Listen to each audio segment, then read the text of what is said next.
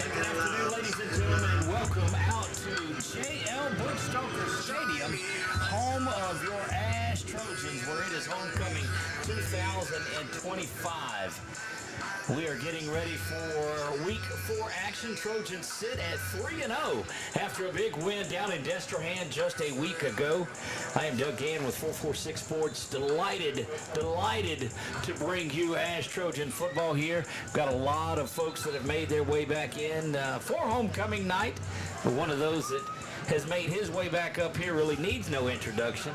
But we're going to bring him in now to our broadcast partner, Nick Magnano. Nick, welcome aboard, my friend. Yeah, beautiful day, 81 degrees, feels like 83 out there, 48% humidity, which is really nice, a northeast wind, 5 miles an hour, sunset 7 o'clock, so when this thing kicks off, we'll be getting some night around this park. Look, we noticed it last night as we did our Thomas Bachman show here from the stadium out front, and we're going to get a chance to talk to Coach Bachman here in a minute, and I guess it would probably be a good idea that we Bluetooth my phone to this too, while we're nothing like doing things live and on the air. But we were able to do the show last night from here, and once the sun got down, man, it made it pretty nice out here. Yeah, very comfortable, exciting to have homecoming tonight, and look forward to this big matchup.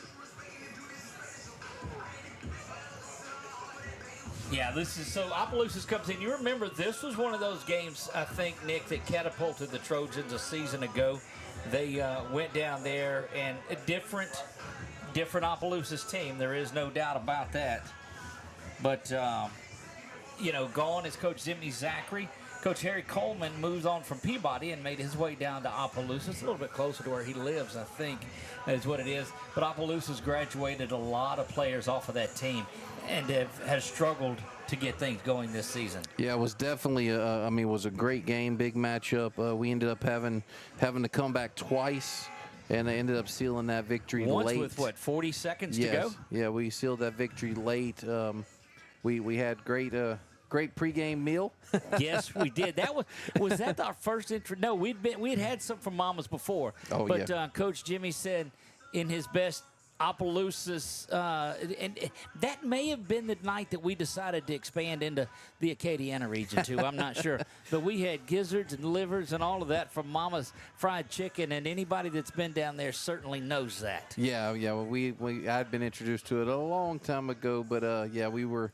You made that comment because you were interviewing the coaches before the games. That's right. right. A few days before the games, and you said, "All right, the $1 million question, Coach, is Mama's Fried Chicken." He said, "The best." He said, "You like it?" And you said, "Yes, Coach, we do." He said, "I'll make sure it's all covered for you in the press box." But and I told him, I said, we were going to stop by and have it. He said, "You don't got to do that." He told me, and we didn't. And they brought it up, and it was chicken. And look, they didn't play up there because the rest of the press box was trying to get into it, and they said, "Nope, this is for these guys." Yep, they brought it for us. But talking about our food here at the Trios Press Box tonight, great pasta live from where? Each week, Sinlock Grill and Chill is our press box food provider, and it seems to get. Look, we've had the jambalaya. We've had the hamburgers, the cheeseburgers, and now we had pastalaya on there. So the battle rages on, and I'll ask you, jambalaya or pastalaya? Well, the old Italian in me, I like pasta, but whenever it comes to the Cajun side, right, I prefer the rice, right, because I like Alfredo sauce or red sauce on it. But you can't go wrong with this. I mean, it was very good. So here you go. You go in there, and I've had people that have reached out to me, and they said, "Doug, we went in there and we didn't see jambalaya on the menu." Yeah. We saw the burgers, and and the burgers are amazing, especially when you catch the burger special. But you go in there, and they said, "Doug, we didn't see jambalaya on there. They're catering." That's what you need to check out, is the catering that those guys do. And Jeremy Lamb does it himself. It's called Lanyap Barbecue is his catering. And I'm telling you, you want to pass a good time, there you go. Very good. They're now, if in store, their fresh cut French fries are phenomenal. The seasoning that they put on is phenomenal. But I got to say, although I've been trying to stay away from my carbs, you had me eat that mac and cheese. I had you. I had you. It was brought up here. Yeah, that was good stuff. Very good mac and cheese. Anyway, big shout out to Sinlock Grill and Chill. Where are they at, you ask me? Well, they're right out in front. What used to be there? Used to be the CC's Coffee. There you have it. It's the road that'll take you back into Good Earth. It's right there. Neighborhood Walmart is back there. Go by there and tell them you heard about them on 446 Sports. Yep, I was in the building from, you have Johnny's Pizza on the right end if you're facing the building, and Sinlock Grill and Chill on the left. And we need to try it. I need to bring Marlene, especially this summer, whenever it comes back around. And, I call them snowballs. I guess they're called snow cones. Right. Up here. But yeah, we need to try that as well, because that's the other side of the business. Look, it's that's the chill of the grill and chill. If you're looking to just chill tonight, we have 6 broadcasts on the air for you tonight. Tioga, the only one not in action. They took care of Richwood last night. St. Mary's is in action. Buckeye is in action. We're in action tonight. Menard is there fresh off of their Bishop Bowl victory over St. Mary's a week ago. And make sure, Nick, that Turling's Catholic is doing battle down in a big one with Westgate. They sit at 3-0 down in Lafayette. So all you've got to do, if you've got our Roku app, just go on there and flip through. If you're on YouTube, make sure you subscribe. God is taking care of all of this. We went through 5,000 subscribers on our way to 10,000. It's all because of you guys. So you can watch all that you want to. And tomorrow, 6 p.m., tune in. We'll have LCU jumping back into conference against OPSU, Oklahoma Panhandle State University, the Aggies from way out in the panhandle of Oklahoma. You got a long way to get there. Can't say that 3 times fast. No, I can't, but I can say Sadler's Towing Scrolling Scoreboard do that. That you can see at the bottom of your screen if you want to keep up with the games that we have. Up at the top is where you'll find ours. It is the Wallace Eye Associates scoreboard. You'll be able to keep up with that all night long. You see our sponsors that are there. We could not even think about broadcasting from the Trios press box if it wasn't for everybody else that had a big hand in this. So speaking of big hands, Louisiana Athletic Club puts a big hand in what we do too, Nick. And each week they sponsor our Keys to the Game. You're undefeated. You're 13-0 the last 13 regular season games. How is that for some pressure? Yeah, well, I mean, about as much pressure as our color analyst from a new color analyst from Tioga kind of put on us, Coach Thomas Scully, who appreciate you tuning in, Coach. Great job last night, great job on the season. But like I said, look forward to the game tonight, and appreciate you letting us know that you're watching. If you want to see that game that they had last night, it was a big one. Tioga pulls away that. It's on our YouTube channel. You can just fast forward and see the final score if you even want to do that. But go in there and watch that one. Kenny Ponche had a big game just all over. Kervin Johnson, of course, continues to do that. The young man that had the punt return for a touchdown.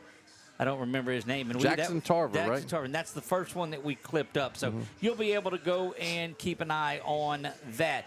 Nick, we're going to take our first break. When we come back, I feel like you got to get ready. Are you in shape for these? It's Louisiana Athletic Club that's bringing it. You got to bring it. Yeah, I mean, I tell you what, I'm a little now that KP's down on the ground on the field level. I'm not getting my workout on Friday nights, which I'm not complaining too much, but definitely could use a few more steps. Well, we may have you want to start the workout program when I do? No, because we'll have to get up when you get up, and I don't want to do that. And KP is going to join us with Coach Thomas Bachman here in just a moment, so we'll hold on to this. He'll call in a second, and we'll bring KP on as well. And he'll get us Coach Thomas Bachman with a quick little thought. We'll talk to him at the end of halftime, and then we'll catch him post-game. Then he and Coach Mercer, whoever, will come up here for our Trojan wrap-up show. Going to be a big one. Well, the crowd is making their way in here better than we've seen this season, and all 3 have been really big games. Trojans starting to gather up. That means they'll be making their way back here momentarily. So again, we will keep it right here and won't go to our Louisiana Athletic Club plays of the game. You see our keys to the game. You see him joining right now. We'll see if we can get KP on the phone here with us in just a moment. You know, one of the things while you were trying to do that, Doug, was the matchup last year. Yeah, we'll go ahead and jump down to that. We are being joined now by KP. Can you hear us, KP? Let me see if we've got you on here. KP, are you there? Hello? I don't have him.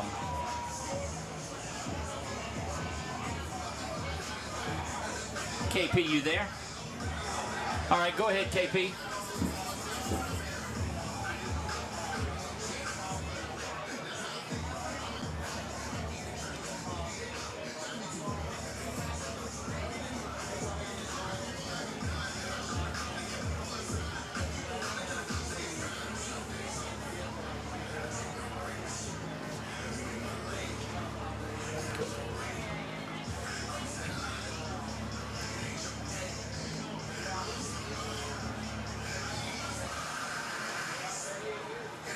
There you go.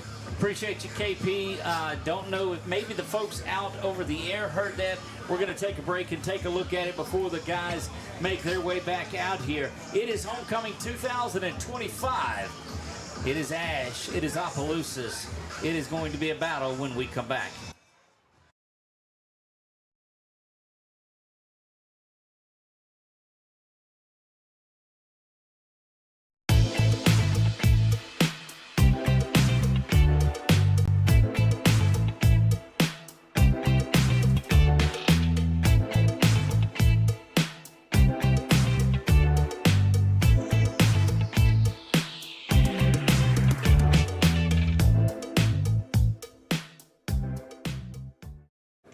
Yeah, so what happened out there tonight?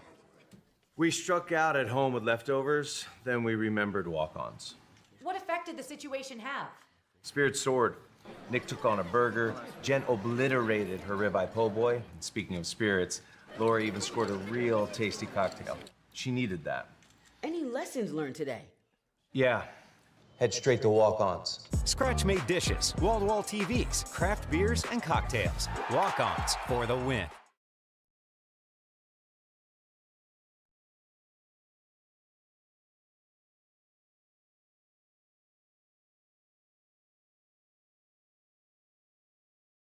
In Central Louisiana, you might see me at the ballparks or soccer fields, or we might cross paths at the grocery store. I'm your local Farm Bureau insurance agent, your local expert when it comes to protecting what you love and depend on. I'm Jason Hawk. Learn more about how Farm Bureau insurance can save you time and money. So talk to Hawk at 318-791-HAWK and let me help you protect your biggest investments. Real service, real people. Farm Bureau Insurance.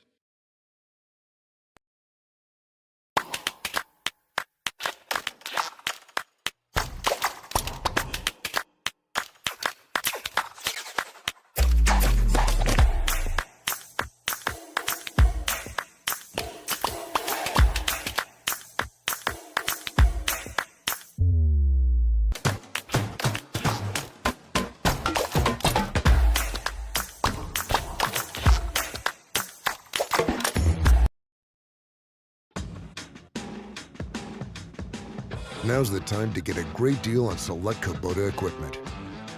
As the #1 selling compact tractor in the U.S., they offer the versatility and reliability to get the job done right all year round. Right now, bring home select Kubota equipment with 0% financing available or save up to $6,000. Find a dealer near you at LouisianaKubotaDealers.com. Hi, this is Robin with Little Cakes with Big Attitude, and I have some exciting news. Fall is finally here, and that means our amazing fall flavors are ready to go, hot, iced, or frozen. Delight your taste buds with flavors like spiced caramel apple, cinnamon roll, maple pecan, s'mores, and of course, pumpkin spice latte. And just when we thought fall couldn't get any better, we were voted Sinlaw's Choice for Best Bakery and Best Dessert. Little Cakes with Big Attitude in Alexandria or our Pineville location. Stop by today.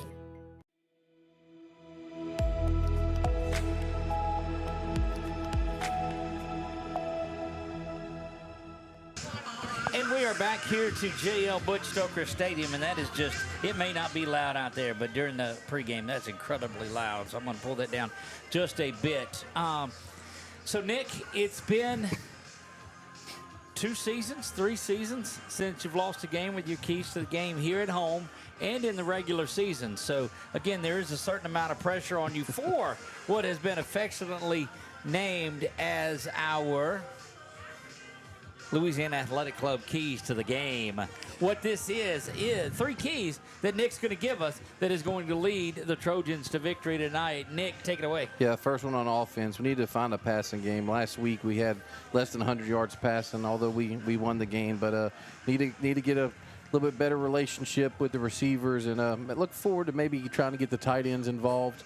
You know, we have a couple injuries with the wideouts, but that'd be big for Carson tonight, especially tonight and next week, to try to get that passing game going before we get into district. There you go. So get the passing game on the right track and up and away. There you go. All right, key number 2. Yeah, for our defense, we need to contain this quarterback, this running quarterback. He's listed athlete for a reason.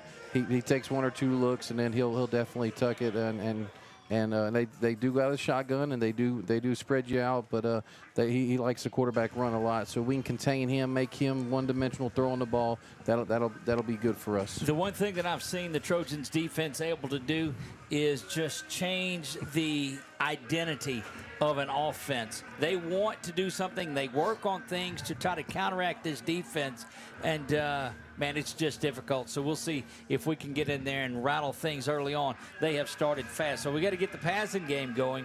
We've got to contain their very mobile and athletic quarterback. And number 3? Yeah, overall, the dance is tomorrow night, gentlemen. Right. I mean, tonight's the game, dance tomorrow night. You know, I mean, there's all, you call it pomp and circumstance. There's so much stuff on site, you know, coaches show, you know, everybody's here tonight. Everybody's dressed up. Everybody's excited, big crowd. But stay within yourself, play the game, and the homecoming dance is always a lot more fun if you're victorious. There you go. Indeed it is. Boy, I'm telling you what, it is starting to fill up here. We certainly appreciate the folks at Louisiana Athletic Club for being a part of high school football. They do a great job around the area. 2 locations, Alexandria and in Pineville, there on the campus of Louisiana Christian University. So make sure you go in there and see this. A lot of questions that we had tonight was, are we going to carry the homecoming court halftime presentation? Yes, we are. If you're tuning in just for that, yes, we are. It's going to be a pretty nifty football game, bookended around that, but we will cover that we'll carry it in its entirety for you on there. So we've got figured out the keys to win. What are we looking for? Who are you looking for a big night out? Because tonight we're going to have our Southern Air Cool Play of the Game.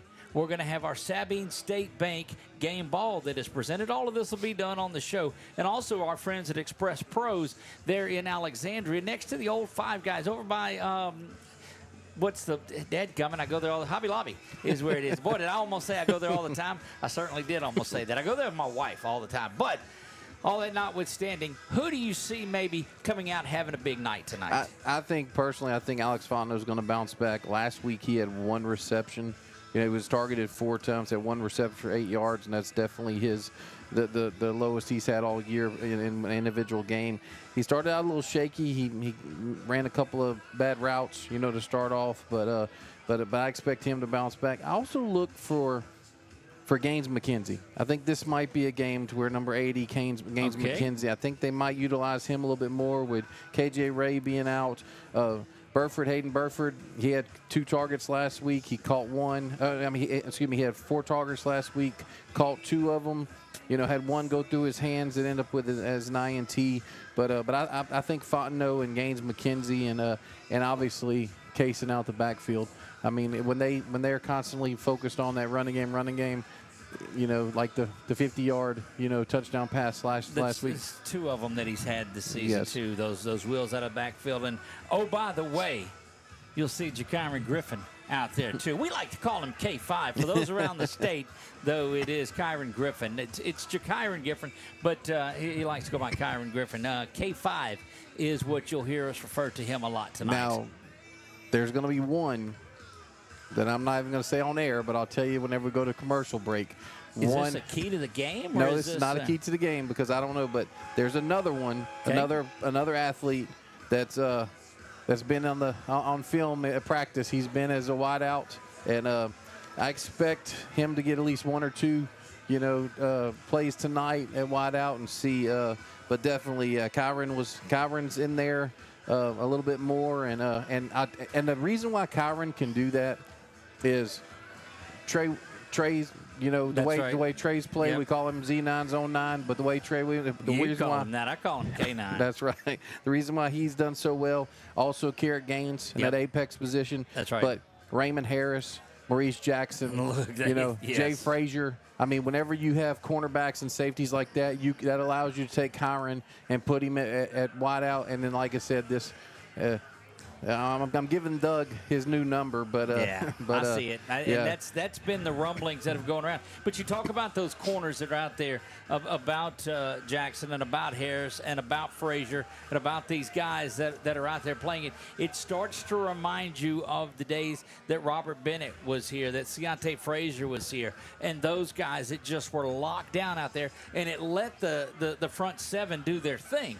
And no, they're not the tallest of guys, but I'm telling you what, they won't back down from any wide receiver. Matter of fact, they want the one every time. If they're not on the one, somebody's disappointed in that. Yeah. And the great thing about this matchup is they're gonna be able to play a lot of man, but it's gonna challenge them. The athletic ability of this Opelousas team is gonna challenge that. Yes, they're not. I mean, they are 0-2. They lost to Lake Charles Prep. They lost to Turlings Catholic. We cover Turlings Catholic. We've seen them play. I mean, they're a very, very good football team in the top 10 and in their division. So, so this team, then they turn around next week and they play Zachary. So I mean, Coach Zachary left Harry, Coach Harry Coleman with a pretty rough schedule, pretty tough schedule. But this is just another element that that you have, because whenever you want to play teams that can show you multiple things throughout the year. So we played Union Parish, which they do the Northeast football offense. You play them. These guys last year, they ran the ball 65% of the time, but it was out of shotgun. That's right. This year they spread them out. They're trying to do more of a fun and gun concept, but just hadn't quite. It hadn't been much fun. That's right. For them this year. That's right. That's for sure. We're going to take our final break of the game, of the pregame. It's going to be a quick one. ASH Trojan Football, don't forget, is brought to you by your Kubota dealers of Louisiana. Looking for a great deal? Check out your Kubota dealers of Louisiana. I guarantee you that'll take care of it. Nick, you said that's all y'all use. Is that right? Yep, that's all we use. Great tractors, like I said. We'll keep it right here because the Trojans are starting to make their way out onto the field. And there you get a look. You hear the horns. Let's just listen to that for a minute.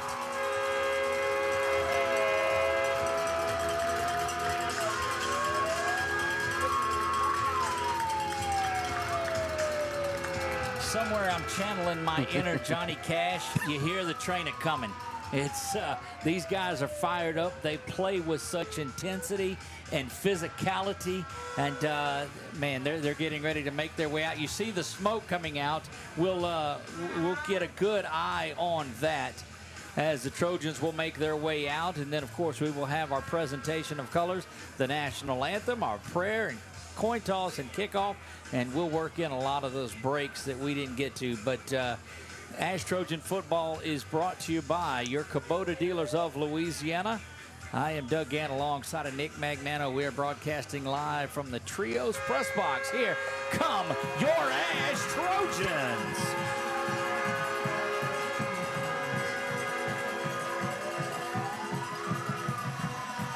You get a good look at them coming to the sideline there in those gold jerseys that really, really look great, but they are probably our least favorite uniform combination.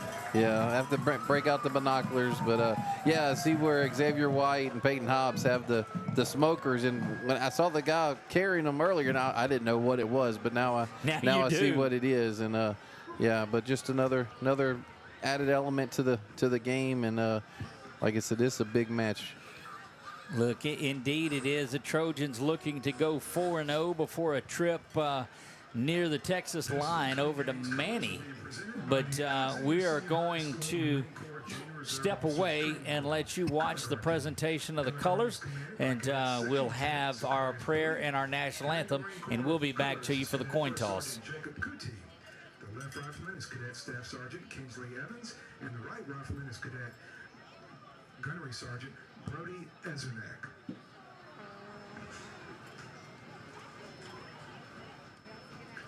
At this time, will you stand for tonight's prayer by A.C. Ponche, followed by the Trojan Band with the National Anthem. Heavenly Father, we thank you for this special night and the chance to come together as a school family. We welcome back our alumni and ask for safe travels to all who are here tonight and as they return home. Thank you for the gift of competition and for the strength and talent you have given to each team. We pray for good sportsmanship, respect, and safety for each player, coach, and referee on the field tonight. As our homecoming celebrations begin, we ask your blessing and protection over our school, our community, and all that are gathered here. May everything we do bring glory to you. In Jesus' name, amen.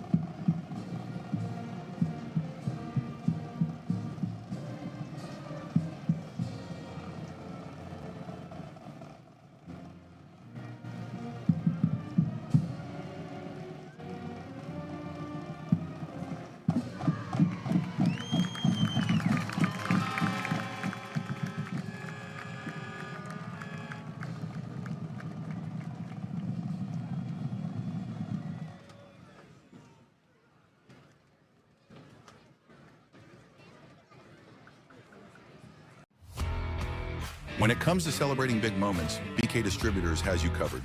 From eye-catching fathead decals and senior banners to custom cutouts that bring your favorite faces to life, we help make memories larger than life. Cheer loud and proud with hand fans and personalized signs, or honor achievements with awards and trophies that shine just as bright as the people who earn them. Whether it's for your school, your team, your business, or your community, BK Distributors delivers quality, creativity, and service you can trust. BK Distributors, where every moment deserves to stand out. And we are back here getting ready, Nick, captains for tonight. Yeah, see, I'm looking for, looks like number 58, okay. So for you're visiting Opelousas Tigers, you have number 2, Corin Coleman. They have number 58, and their roster's not in numerical order, so let me try. Ross Guillory. We have number 3, Colin Rideau, and number 12, Evan Thomas. And for your Trojans, we have number 46, Xavier White, number 85, Clayton Dole, number 25, Andrew Montague, and number 84, Grayson Thibodeau. All seniors. There you go, all seniors out here on homecoming. And you get a look from your living room right into it, or wherever you're at tonight. We've got sightings of this game over at Walk-Ons, where we are on Thursday nights. Trios has it on. They've got it on at Sinlock Grill and Chill, and where you are. We'll hear from our buddy Tom in a little bit and let us know. He's watched it from his porch and from Grand Isle this year, so we'll see where Tom is tonight. Looks like just showing the coin, and Trojans look like they have won the toss. I expect for them to defer, and they do. And that's going to get that Opelousas offense out there, Nick. But more importantly, it gets that very solid Trojan defense. Yeah, I know that's the way they like to start, especially with this returning group on the defensive side of the ball.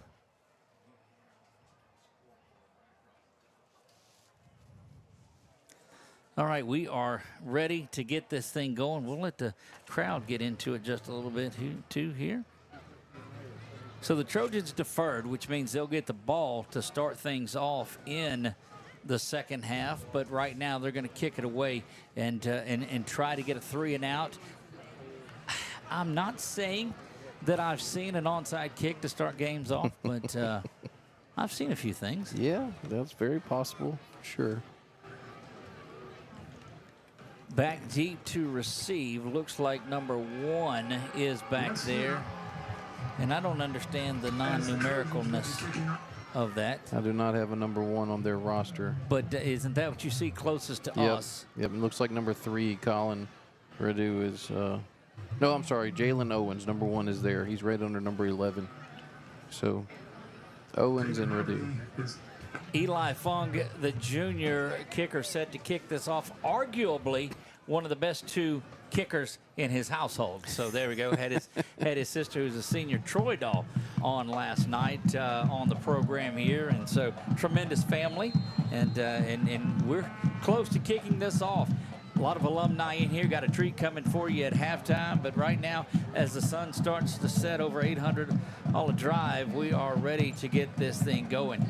Eli approaches the foot, gets a hold of that one. It is way back, and it is 8 yards deep into the end zone, and that's going to be a touchback. Yes, sir.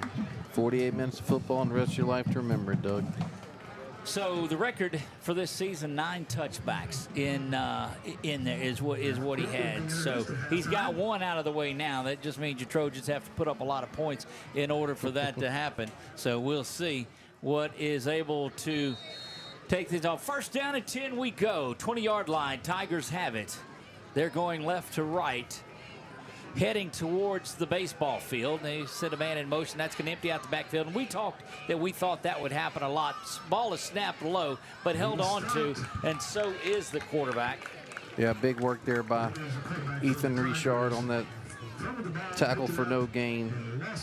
First tackle. Jalen Owens was number 1 that was on there. I do see him on the roster. And 3 was Colin Redu, who is there at quarterback. Yep. So a loss of 1 on that play. Good work by Richard. Second down and 11. Go the Tigers. 3 receivers to the near side, 1 to the top. Colin back to pass, surveying things, getting pressure. Now it's got to get out of the pocket. It does. Throws that one off to the far side, but coverage is solid. Yeah, good work there by Raymond Harris, number 17 on the coverage for that for that pass breakup. Third down and 11. Clock stops with just 11:21. So it's early on this one. And the one thing you like is if you can go out here and get a 3 and out, heck, in the first minute. I'm sorry, that was Jay Frazier over there, Doug. I had to get my binoculars out. So Colin's got Marley Richard in the backfield with him. Calls for the ball. Stepping in, trying to go over the top. He's got to step up, and that's where he's dangerous. Oh, just sidesteps and hurdles a couple of Trojans, and that is exactly what you get out of that young man. You knew that explosiveness was going to be there. Yeah, Doug, that's the only, I mean, I could be wrong, but that's the only way I think that they're going to beat us tonight is if he just has one of those games like that, kind of like Jay Milroe did against LSU last year.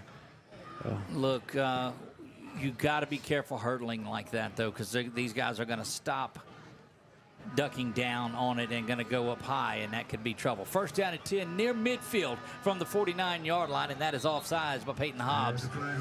Looked like was anticipating the count rather than watching the ball, and that will get Opelousas into Trojan territory for the first time tonight, out to the 46. Yeah, just lack of focus there for Peyton. He's done that a few times this season. Him and Price, his backup. And I mean, Coach used to always say you're right over the ball, but still, you're trying to make a play as well. First down and 5 now for the Opelousas Tigers in their white jerseys, black pants, both trimmed in orange. Line to gain is the 41. Colin back to pass. Now Ridu is getting pressured up the middle. Boy, that offensive line just doing big work. Good work that time by Jackson Townsend, but not until a 6-yard pickup. Yeah, scramble right up the middle there, and Jackson brings him down. But like you said, first down already, and that's going to be, once again, I don't want to sound like a broken record, but that's going to happen. First down at 10, and the pressure's coming from the outside. We're seeing Bryson and those guys put pressure on, but able to step up in the pocket. This time it's a straight handoff up the middle and not really getting anything. I say that. You'll take 3 yards and the clock continue to run. Yeah, Bayon right there with the tackle on number 4, who is Marley Richard. So looks like Colin goes all the way over to the sideline for that.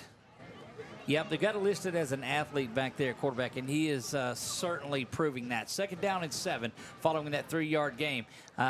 Don't know what play action that was because looked like Richard had went off to the left side of it, and that'll bring up another third down. Yeah, busted play there, but he still, he still falls forward for about 2 yards, and Ethan Richard on the tackle there with help from Xavier White.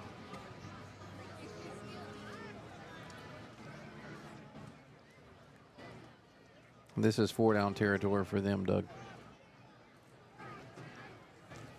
Third down now and 6. Snap is back. Coming up the middle, and there's good pressure again. And that's Xavier White, the senior middle linebacker extraordinaire, taking care of business. Yeah, great work there by X because if he wouldn't have gotten that shoestring tackle, he definitely has the first down. And here's that 4th down that we talked about, knowing that they would go for it from the 35-yard line. Line to gain is the 30. A big play here for your defense.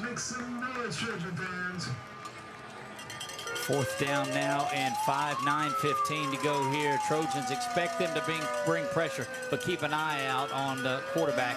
There it is, and they just got to it, and that's just a meeting at the quarterback. Yeah, Xavier White and Ethan Richard there with the pressure, the hurry. So I'm gonna tell you what I incomplete there. did. Maybe I saw it wrong, but it looked like one of our guys on the tackle kind of hovered a little bit, and I want to see that. But 4th down, turnover on downs. Trojans defense did what they needed. They'll come out first down at 10 from the 35-yard line. We'll see who the Trojans start with in the backfield. That must be Kaysen. Yeah, it's Kaysen back there with Thibodeau. Snap is back. And what do you know? There's the one we were talking about, Jayton Terry. So now you can go ahead and tell us what you told us. Yeah, Jayton's been getting some work, and like I said, the reason why, of course, unfortunately, he didn't catch the first one thrown to him, but he's come back from injury, and since the secondary's done so well without him, I look for him to have some time here. So you got Jayton Terry and Kyron Griffin to this side. That one is thrown. It's complete. Diving for it, but missing, and Alex Fontenot is off to the races.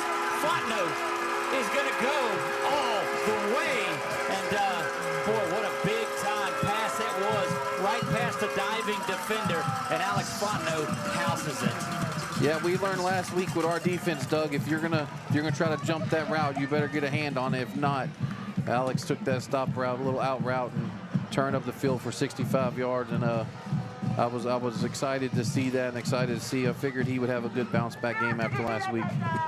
Well, that checks block number 1, doesn't it? Forget that passing game going. Eli Fong on to attempt the PAT. 8:53, so about a 25-second scoring drive there on your Tire Discount Center scoring drive update. That kick is up, and it is good. Trojans lead this one 7-0 at 8:53 when we come back.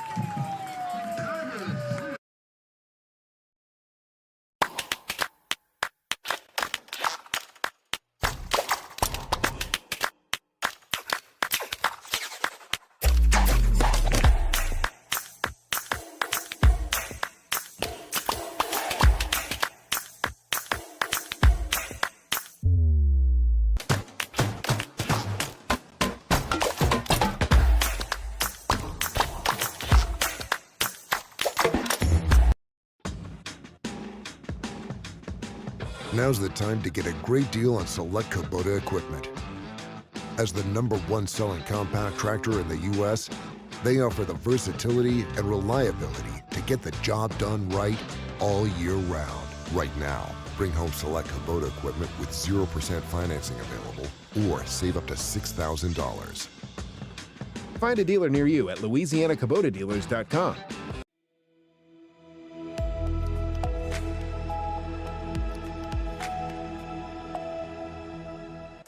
We are back to the Trios Press Box. ASH Trojan Football is brought to you by the Kubota Dealers of Louisiana. KubotaDealersLouisiana.com is where you can go check them out. Great sponsors, of course. Explore Alexandria Pineville puts everything together. You think there's nothing to do? Check out ExploreAlexandriaPineville.com. Eli Fong set for his second kickoff of the game. They're going to roll that one up, and it just, Opelousas was backing up. Eli's going to turn around and fall on it on his own. And so, didn't do it on the first one, Nick, but there you go on number 2. Yeah, and that,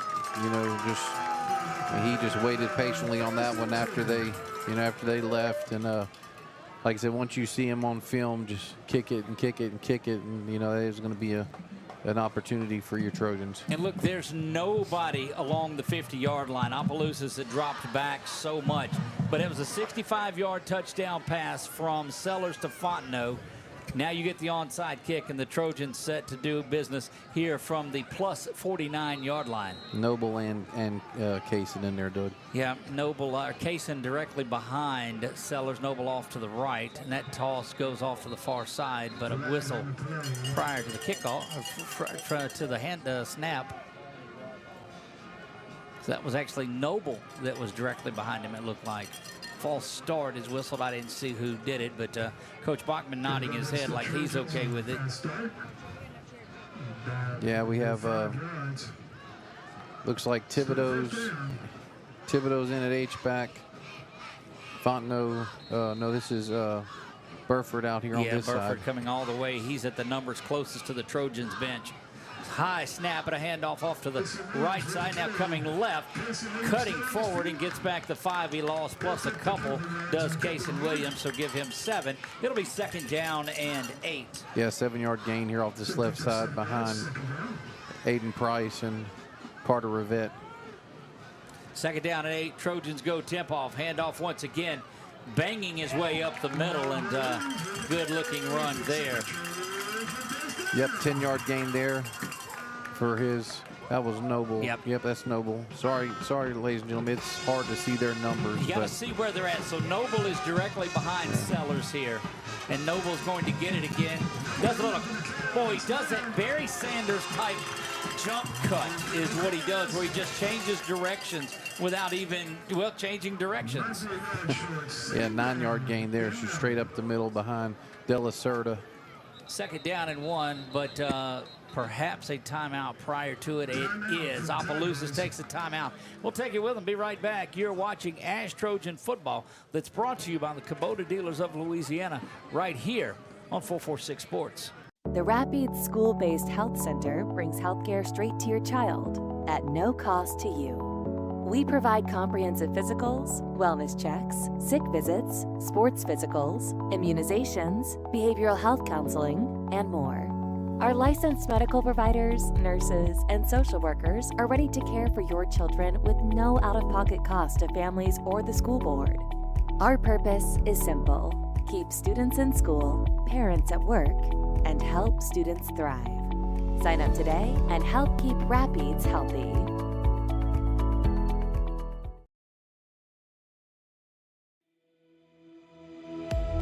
And we are back here. Trojans moving. Got some scores to look at for you here. We'll get to that after this play. From around the way, Sellers handoff goes up the middle once again, and that is Williams on the carry. You see how I took the easy way out? I like that. That was Noble. Kaysen back in now. Yeah, 6-yard gain there. I like that a lot. Snap is back. This time it will be Kaysen. He's cutting off to the left side, breaking tackles like he does, continuing to carry around and driven out of bounds at the 5-yard line. Will be 1st and goal for your Trojans, looking to double up on the lead here. Yeah, 13-yard gain there from Kaysen off this left side. Like I said, have Gaines McKenzie and Thibodeau in there now. Thibodeau H-back, Gaines McKenzie is your tight end. A lot of room off to the far side of the field if you run a sprint draw or something that way. Instead, yep, they'll roll that way. Boy, good coverage by Opelousas, but that still is just throwing right on the money. And Gaines McKenzie. Yeah, did you like Nick had a little insight on that one. Take us through that play, Nick. Yeah, that's just like you're talking about, just a little roll out there, get all the momentum going, especially with the way we've been running the ball. And Gaines comes from the left side of the formation and runs that crossing route behind, and just, nobody saw him coming. Look, that's good work there. Out of the hold of Sellers, Eli Fung set to tee up another one. Here, Trojans lead at 13-0, looking to add on to it with 7:39 to go in the first. Snap down, kick up. It is good. 14-0. We'll be back right after this. You're watching ASH Trojan Football on 446 Sports. Are home problems turning your life upside down? Trust Southern Air Cooling, Heating, and Plumbing to save the day. From keeping you comfortable to plumbing repairs and even generators, we do it all. Southern Air Cooling, Heating, and Plumbing, your one-stop solution for AC, plumbing, and generators. If you need us to save the day for you, call Southern Air Cooling, Heating, and Plumbing or visit us online at southernairnow.com.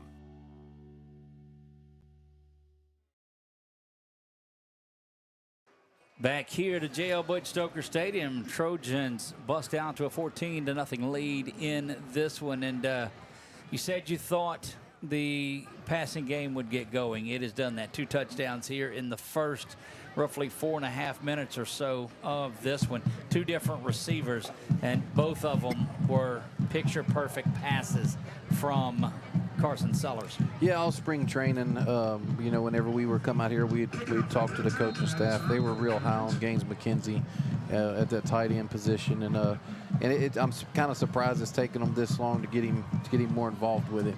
First varsity touchdown for Gaines McKenzie. So congratulations on that. If you have that as a trivia question, that one is high and that one is short and returnable to the 10-yard line there.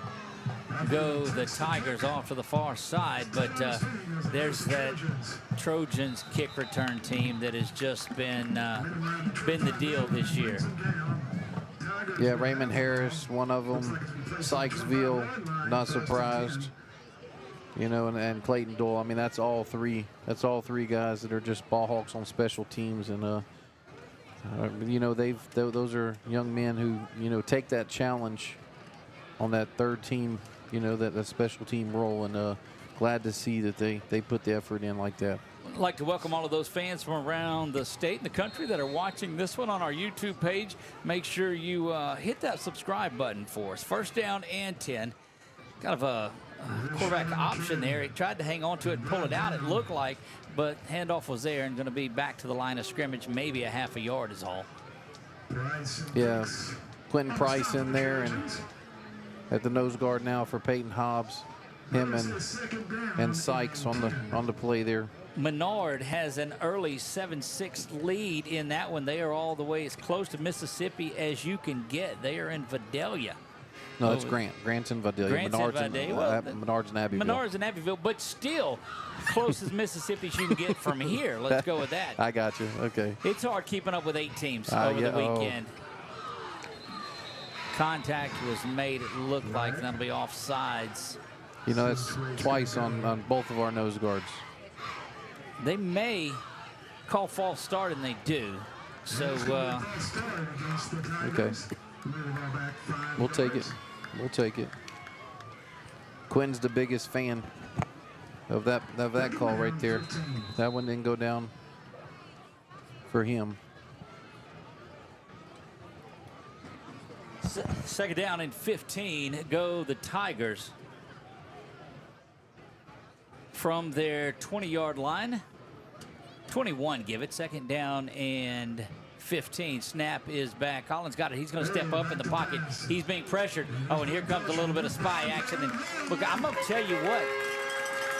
Xavier White is playing about as inspired as I've seen.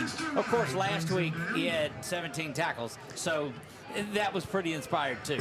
Yeah, he came on the last second blitz there, up the middle, right off in the zero gap, and actually overrun the play. Jackson held him up in that spot position, and Xavier came back and made a tackle. Hydration timeout here. It's the 6-minute timeout. We'll take it with and be right back after this. You are watching ASH Trojan Football right here on 446 Sports.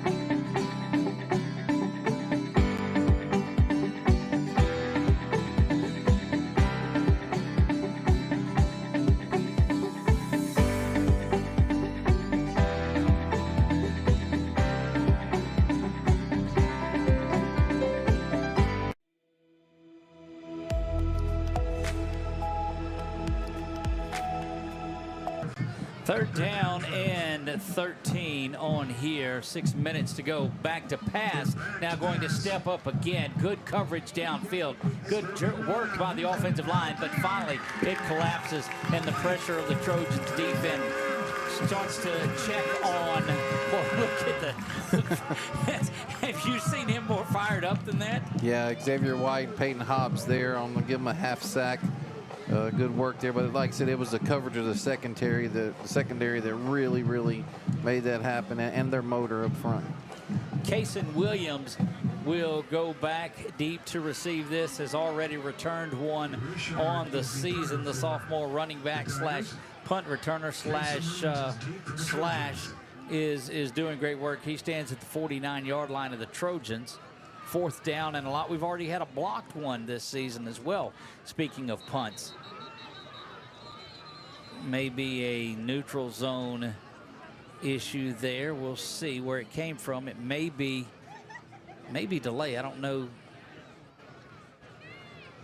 Yeah. Dead ball delay a game. Yeah, it was because it had already. So now then, Nick Grant over in Vidalia, about as close to Mississippi as you can get without actually being there. They lead Vidalia 22-6 in that one. Coach Jarvis Felton and company doing big work over there, East Louisiana. Good deal. Near one of your favorite places in Mississippi. Directly across the river there in Natchez. We spend a lot of time up. That kick is away, kind of a wobbly one. Going to come up and field. That is Kason. Boy, he just gets hit just a yard or two after he catches it. Great coverage by Opelousas on that one. Yeah, he makes me nervous catching those, but you know what? If he can do it, that probably saved him 20 yards, because if that ball hits, it's definitely, rolling the other way. But last week he was fortunate. He made that exact play, and it was a catch interference, kick catch interference after he had dropped the ball. Menard adds another touchdown. They lead at 15-6. That is first quarter action. We don't have anything from Buckeye or St. Mary's just yet, I don't believe. Nor do we have anything from Turlings, but we'll get that updated. We don't. It may be on your ticker down there, but we're not privy to that. First down and 10. Motion coming to the near side, and coming out of the backfield was Grayson, but a couple of men moving at one time, it looked like. Dead ball, false start against the Trojans. That'll move it back. So from the 39 to the 44 of Opelousas. Yeah, that's not going to make, Coach. That's their third penalty for 15 yards total right now. Jayton and Kyron Griffin on this side, Doug. First and 15. Here comes motion again. Looks like the same play they were running. And they set up that little jailbreak screen inside to Kyron Griffin. And he just does magical things when he touches the football. Inside the 5 he goes, slung around to the 2. And my goodness, he is just, yes, he's fast, but he's explosively fast. Yeah, 42-yard jailbreak screen there from Sellers to Kyron Griffin, K5. And God, you don't see that speed when he's on defense because he's usually coming up to the line of scrimmage, but you give him a little alley and he's gone. Noble in there behind Sellers. Trojans already have a couple of touchdowns. Noble's looking for the first rushing touchdown of the night, and he buries his way in there. And that is a touchdown, Noble Williams. Touchdown, Trojans. Yeah, just right up the middle. I mean, just that's one of the ones where we're going to line it up and we're just going to take it right at you, and you have to stop us. Look, it's one of those things that seeing the early season struggles from Opelousas, you knew might be an option on here. They're not going to give up, but it has been just pure pressure from the get-go. Reminds me a lot of Mike Tyson fighting, how he just come out explosive from the start. Yes, sir. Eli on for his third PAT. Kick is up, and it's good. Let's keep it here through the break, Nick, as 4:39 to go in the first. Trojans lead this one. Manny is on top of St. Mary's 8-7 in that one. That's of interest because St. Mary's is one of ours, and Manny is next week's opponent. Yeah, that's definitely one to keep an eye on.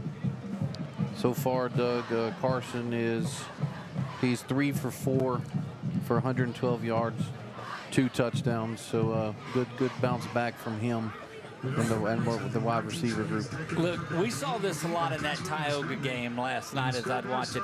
They'd pass the ball, and Tioga would get down to about the 1-yard line, and here come the running back to knock it in. And so he was, a yard away from 3 touchdowns passing here in the first. Yeah, that's one where he's going to look at the film and ask, Coward, why couldn't you get in, man? That's right. I could have used that other one. It would have been one for you and one for me. I guarantee you Griffin's going to tell me, let's do it again. Let's try it one more time. Trojans set to go do business here. This homecoming crowd just getting settled in, and their Trojans lead at 21-0, 4:39 remaining in the first of this one. Not the most explosive first quarter for the Trojans, as they put up a 38-point quarter early on against Westphal, but still generating some offense.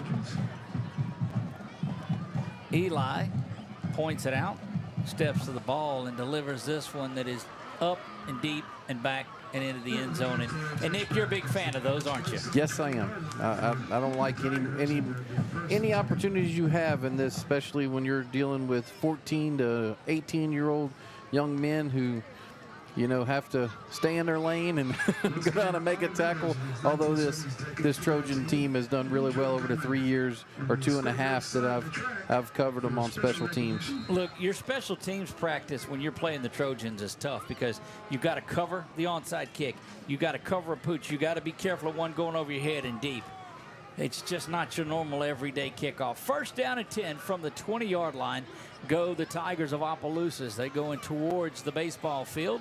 That throw is there. It's up and high and caught, but immediately brought down. Yeah, big hit there by Carrot Gaines in that apex position, but it was after a 5-yard, 6-yard gain there. 6-yard gain there, and you said it was Carrick that brought him down? Yes. All right. Carrick Gaines had a big one. Griffin had a big one last week. I mean, just the defense really stood up, and they're doing it again here. 2nd down and 4 as Opelousas goes to work. 4-minute mark in the first. Little play action. He's going to try to go right up the middle, and that's not going to happen. Yeah, Doug, Bion slowed him down, and let me see who, Bryson Phoenix brought him down. Look, Bryson and Bion are just, they are a duo, and then you've got Hobbs down there, and you've got Richard down there, and you've got, the way X is playing and Jackson Townsend. Just a very, very, very talented group. Jayton Terry's right corner at the top, and Jay Frazier's down here, Doug. There you go. Jay Frazier giving up a couple inches. Got a receiver in the slot, and now they'll drift over and pick up some coverage on him on 3rd and 5. Oh, new quarterback, Doug. Looking right in and throws that one in. He did. That was that 13? 13, yeah. Good tackle there by Trey Williams. Good form tackle by your Trojan free safety. Grant up big in that one over at Vidalia, 30-6 in the first quarter.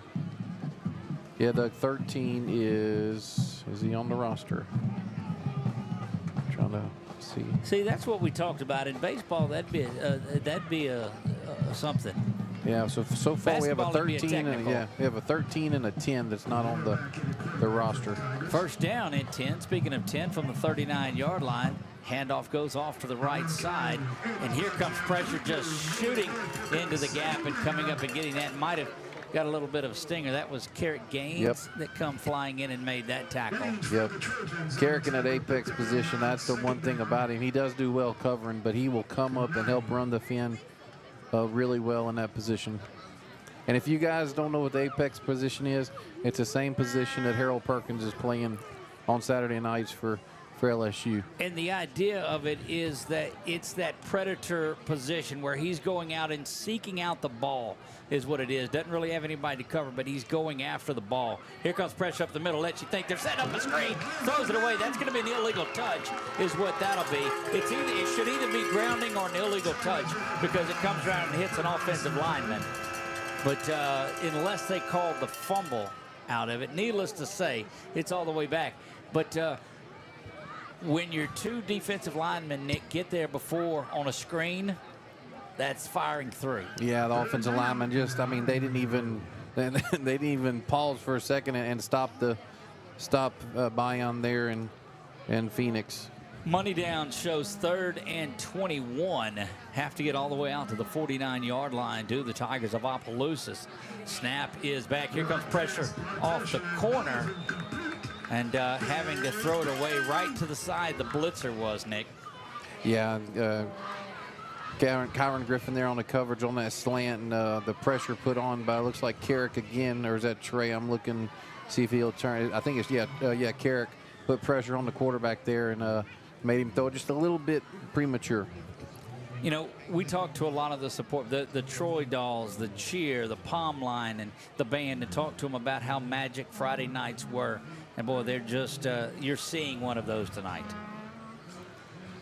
Should be casing back to the 37 is where he's at. This one is high and not going to be returnable. He's got to get out of the way. It checks up, takes a tremendous Trojans bounce out to the 49, and for the second straight possession, Trojans will start in plus territory. That's where Kaysen needs to be telling Bryson there. I mean, just adamantly with his arms. Right. You know, he might have been talking to him, but he needs to be telling, because that ball came very close. I'll watch the film Monday, and that ball came very close to hitting Bryson, which could have been a momentum changer. Well, it happened to us on the positive side a week ago. Yes. First down and 10. Now the Trojans have it. I have to cheat and find out who is in there at running back, so I don't just call Williams. I think that is Noble.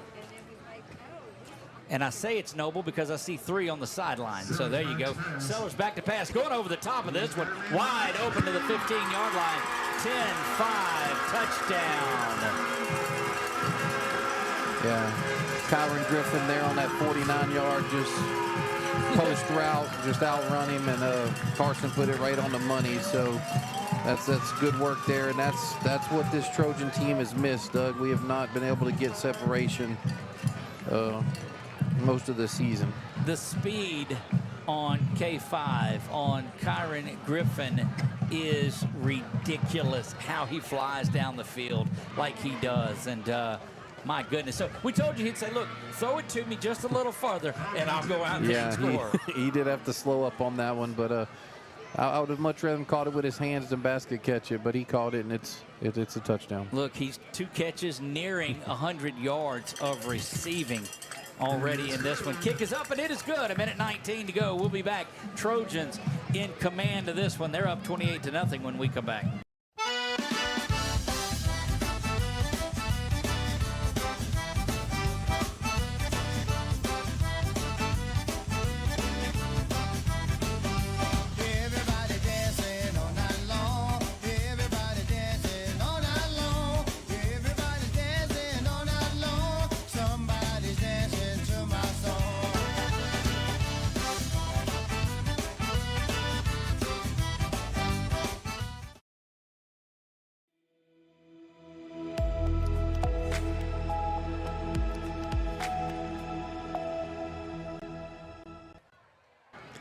We're back here at JL Butch Stoker Stadium. Trojans got the homecoming crowd kind of quieted out with this this big 28-point outburst here in the first that they've done. Well, just a beautiful night. Sun finally out of the way, but you still see a little bit of the red sky over that first base dugout area on the baseball field. Doug, I love Friday Night Lights, but with these uniforms, as soon as that sun goes down and these lights are on, those white numbers are virtually impossible to see. That's why we bring the binoculars, partner. Yep. Fung puts a foot into this one inside the end zone, but they're going to say that he was out of it, so he'll take that one out.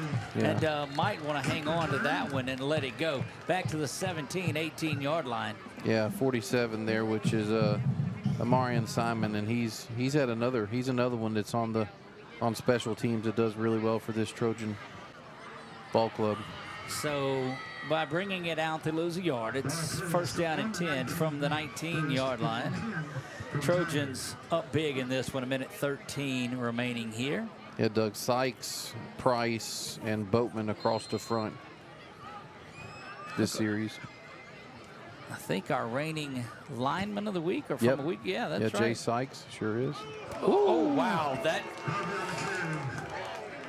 That's a definition of a decleater right there. We talked to that young man on the show last night. That is our reigning Sabine State Bank player of the game, and Bryson Phoenix plays with a physicality that is really, really something to behold. Yeah, you know, one of I watched and when you and Kel were talking for that little sit down, and I'll tell you here in just a second. Second down, and they actually give him, that's a yard maybe. That's the hardest yard that he'll ever get. Bryson switches sides now, and that's going, well, no, they're going to call a flag from the defensive backfield. It's going to be delay a game. That's the second time there's been a delay tonight on Opelousas, Nick. But go ahead with your story. And one thing that Kel mentioned that was talking about how in football it allows these young men to be aggressive, right? To do things, to have those opportunities, get some of that energy and aggression out. And I was telling another friend of mine about that, and he brought up wrestling. That's right. It's stuff within the rules. It teaches discipline, but it also allows these young men to do that stuff. Back to pass now. Pressure up the middle as the pocket collapses, and that will be a gain of a couple and will be the final play of the first quarter. Money down when we come back. It's 3rd down and 12. Trojans in command in this one, rolling 28-0 when we come back. Hi, this is Robin with Little Cakes with Big Attitude, and I have some exciting news. Fall is finally here, and that means our amazing fall flavors are ready to go, hot, iced, or frozen. Delight your taste buds with flavors like spiced caramel apple, cinnamon roll, maple pecan, s'mores, and of course, pumpkin spice latte. And just when we thought fall couldn't get any better, we were voted Sinlaw's choice for best bakery and best dessert. Little Cakes with Big Attitude in Alexandria or our Pineville location. Stop by today. At Louisiana Athletic Club, we believe in keeping fitness affordable. We're proud to offer the most extensive fitness options in the area, all at an unbeatable price. From group fitness and childcare to heated pool and family-friendly amenities in 2 convenient locations, we've got everything you need to stay fit and active as a family. Join Louisiana Athletic Club today, where quality fitness meets affordable pricing and everyone can thrive. Find your fit at louisianaathleticlub.com.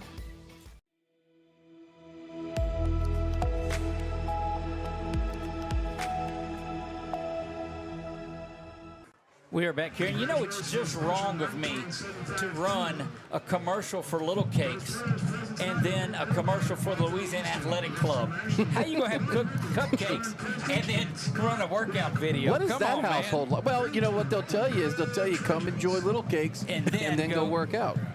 They're seeing that class of 75 that is out there on the field, Nick, and a sight to behold there. The first postseason play and victory. It was a 15-14 win against Ouachita Parish in that game. Set a record at that time for most wins in a season of 7. In the first winning season, they go 7-4 that year. So the class of 75 was being honored. Yeah, and our cameraman from for our Turlands crew is in that class. Third down and 11 now. Pressure up the middle again. And no. Gonna say that he was down at the 3-yard line. That's Xavier White. I don't know. I'm hoping it's a holding call, but we'll have to see. It must be on Xavier. He's looking at the Opelousas. Do you think they're going to whistle him for maybe slinging him down? I don't. It wasn't that bad, but once again I'm a long ways away from it. Yeah, I just saw the umpire point up the field, so they are. Let's see. But again, not a first down type of penalty. Personal foul on this. Oh, they're going to call a horse collar. Okay. All right. So when he throws him around, and so the result of the play because of where it was at, well, they marked off. I guess they marked it off on the spot, so that is going to give them the first down. Did learn that last week on that offensive hold where Peyton Hobbs got held. Yep. He was 8 yards in the backfield, and I was asking why it wasn't from the spot of foul. If it's beyond the line, if it's behind the line of scrimmage, it goes back to the line of scrimmage whenever they mark it off. Manny takes the lead over St. Mary's 16-13. Vidalia scored. It's 30-12 in that one. Here, it is a 3-yard carry on first down.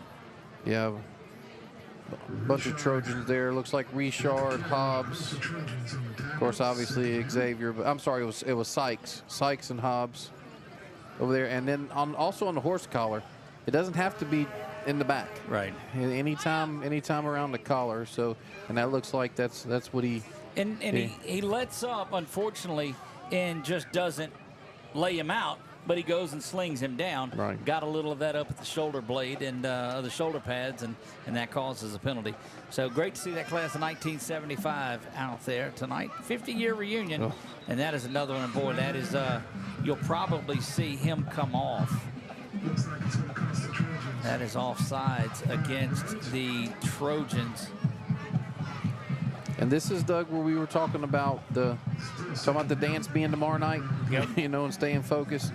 They already have 5 penalties for 40-yard, and that's unlike your Trojan team. Second down and 1, especially those type of penalties. Can hear him now about needing to clean that up and focus. Second down and 1. Snap is back. Handoff goes there. Met at the line of scrimmage and drops back for a loss. They'll actually mark him back about half a yard, Nick. Yeah, Jay Spikes there again. Good work by that young man. He's carrying on from last week. Spikes for the Trojan. On the tackle. Third down. I apologize. I've been saying Sykes, but it's Spikes. And I'm the one who interviewed him last week. See, so there you have it. Boy, it's funny how a week can change.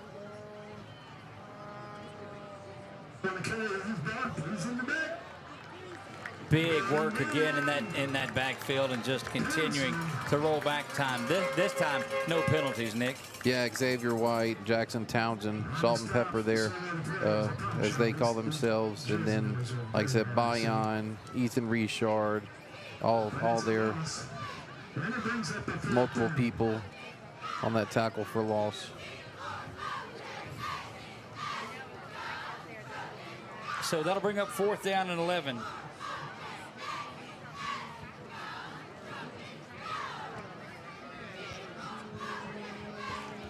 Fourth down now and 10. Kaysen back stands at the 34-yard line. Snap back, kick is up, and that one it should bounce up. Well, they just laying on top of the punter there, and I'm telling you, you're got to keep an eye on the post-play continuation, Nick, because we've seen some plays that continue by the Trojans a little bit after the whistle. Yeah, and last year it got a little chirpy too. this matchup, although it was a closer ball game last year. But said keep their cool, get through the half here, try to get some younger guys some minutes, because here after next week, I mean, we're going straight it to the steps up into district as you welcome in That's right. West Monroe and company. 9:15 for the Trojans. 3 touchdowns from Carson Sellers. He's got Tyler Bowman. Tyler Bowman is in at the wideout behind Alex Fontenot. We've heard a lot about Tyler. There And you're he going to is. see Tyler with it, trying to get around the corner. Cuts inside. Should have kept that going outside, but needless to say, he gets about 6 yards on what is his second or third carry of the year is all. Yeah, a little end around there. So good to see Tyler in there. Became eligible last week and was played his first game at Destrehan. Second down now and 4 in this one. 2 receivers to the near side, 1 to the top, and they'll turn and look this way. See, it's tough. Thibodeau as the H-back. Well, so you saw Williams go up and talk to that line a little bit, kind of helping with, and here comes pressure. That means they're trying to get something big down the field, and Sellers goes down pretty hard. They'll help him up, and that'll bring up 3rd down. And Yeah. that one just didn't look good from the start. Yeah, it was pretty rough, but I'm glad Carson was able to get rid of it. I mean, he did take the lick, but not as bad as it could have been. 3rd down now and 4. First incompletion, Doug, since the first pass of the game. And that was the one that Jayton dropped just Yes. first offensive snap back in action. Yeah. 3rd down and 4, back to pass to Sellers. They're going to run that little jailbreak screen again, and it is just blown up. That'll bring up 4th down out near midfield, to 45 perhaps, the Trojans, and they'll lose another and expect Eli to come out and punt, and they will, and that just was an ugly offensive drive. Yeah, 1 yard loss there on that screen play, the inside screen, and just really like you're talking about, that was not one they're going to be proud of, after the momentum they've had. Definitely not. 4th down and 6, and hustling back onto the field is Phoenix. We'll see if Eli's able to get rid of this one. We know what he can do, place kicking. Puts a foot into that one. That's a good one. It's going to be away from the return man and roll around, and they'll stop at about the 21-yard line. So very fast start to the first period, and been just easing along here in the second. Yeah, Gaines McKenzie there to down that ball, and looks like we're still the first team defense, and they'll probably finish out this half unless something changes. Oh, it's 28 to, yeah. I certainly, until they get to that magical 42 lead, if they can get there, then I expect that group will stay out there most of the time. 1st down and 10. Jayton up top again, Doug, at left corner, so it's good to see he's healthy. Yep, Jay is down to the near side. Handoff is going to go up the middle, and I'm telling you, there is nothing to be found in the middle of this defensive line. Yeah. Yep. Bion and Phoenix there, and Bion brings him down, and there's just, like you're talking about, there's just nothing, no space, and this is what's so good about this front 7 is they've already played 8 men, and so they get to stay fresh, they get to stay healthy, and they're all very good tacklers as well. Loss of a yard on the play, make it 2nd down and 11 for Opelousas here. They're nearing their own 20, going the wrong direction. Play action, trying to go over the top. Got some space, got a man wide open. That is going to be a long touchdown pass, and it goes 79 yards over the top of this Trojan defense, and goodness gracious. Yeah, Jayton getting beat there by Jalen Owens. Number 1, Jalen Owens on that one. So, and this is, like I said, this is really his first game reps that he's had. So I would like to look back on film and see where Trey and Carrick were, from that safety position. Probably took the bait on the fake. They will line up and go for the PAT here. Makes it 28-6. That kick is up, and it is no good. So 28-6 in this one. We'll use this opportunity to catch you up on a couple of scores. Grant led that one 30-6 over Vidalia. It's 30-18 now in the second quarter. St. Mary's and Manny going toe-to-toe and back and forth. It was 16-13 Manny. It's now 19-16 St. Mary's. Good. There. Don't have anything from Turlings just yet on that one. We'll try to get an idea of Turlings and Westgate for you in just a minute. Yeah, that's one we were talking to Coach Corville on Monday, Coach Mikey Corville on Monday after the show. And, thing about Westgate, a lot like this Opelousas program. They're athletic. They get a big play or two, and then all of a sudden, it's a tough game. It's a tight game. So they had to switch fields on it because Opelousas had set up where they coming from, so they switch into the field. Trojans are heading left to right towards the baseball field. Boy, a good group, Nick, that is assembled down along the track that is there. Good to see, finding all of the seating that they can here. Great night, but the Trojans have been kind of just idle here in the second quarter. Yeah, like I said, after that 3 and out and then that big play there, I'm not going to say they're not going to come out and pound the ball, but I would think Case and Noble will be in the backfield. They're going to have an opportunity. You're right about that. Together on this drive. Yeah. Kick is away, and it's a good one. It's going to be gathered in at the 2. Momentum carries him back to the 1, maybe the half-yard line, but coming out of there, slipping down, spinning around, coming back this way. Got to make a man miss, doesn't. Going to be at the 26-yard line is where Griffin will be brought down. Yeah, I think, and of course, I can't hear because the band, the ambiance mic, but they had him locked up and kind of threw him down a little aggressive towards the end there, but the official was right there. Trojans will have it from the 27-yard line, and again, see if they're able to come and erase the memory of that last drive for them that had them punt away and then give up a 78-yard touchdown pass. Explosive plays. Coach Botman's not going to be happy about that one, nor will Coach Merce. Handoff goes up to the right side, bouncing around, getting out of trouble, but will be brought down to the 34-yard line. Yeah, Case in there off this right side for a 7-yard gain. Noble quickly back in there as tempo goes for the Trojans. Second down and 3, and a timeout is going to be called, and that is the 6-minute hydration break. We'll take it with them. We'll be right back right after this. You are watching ASH Trojan Football right here on 446 Sports. The Rapides School-Based Health Center brings healthcare straight to your child at no cost to you.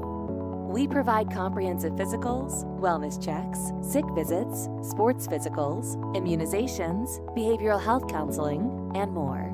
Our licensed medical providers, nurses, and social workers are ready to care for your children with no out-of-pocket cost to families or the school board.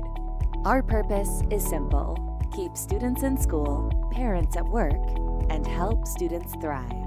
Sign up today and help keep Rapides healthy.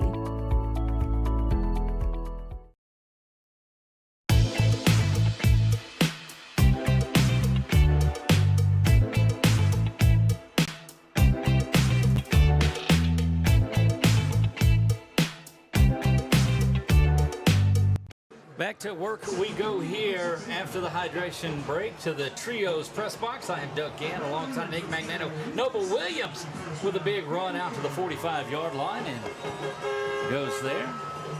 Yeah, Noble off that left side there for what looks to be like 12-yard gain. You talked about getting out and dedicating a little bit more to the run to the 46-yard line. Now Sellers, though, back to pass. He's going over the top. Kind of got banged up there by the DB, did Fontenot, and was unable to really shake off. Yeah, a little contact there. They're probably not going to call because it was incidental. Second down and 10. Now they go. Trey Doherty on this side, Doug. First time we've seen Trey in the ball game. Toss comes to the near side looking for space.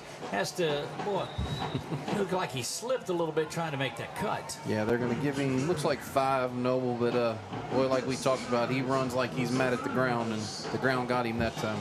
Indeed it did. Third down and 5. Same play.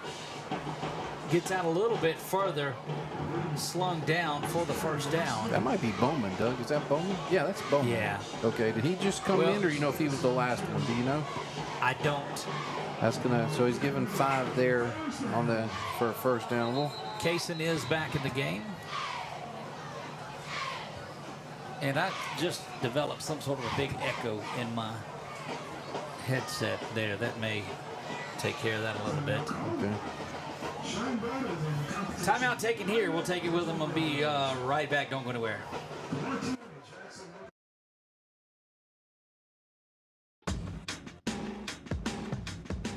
Now's the time to get a great deal on select Kubota equipment.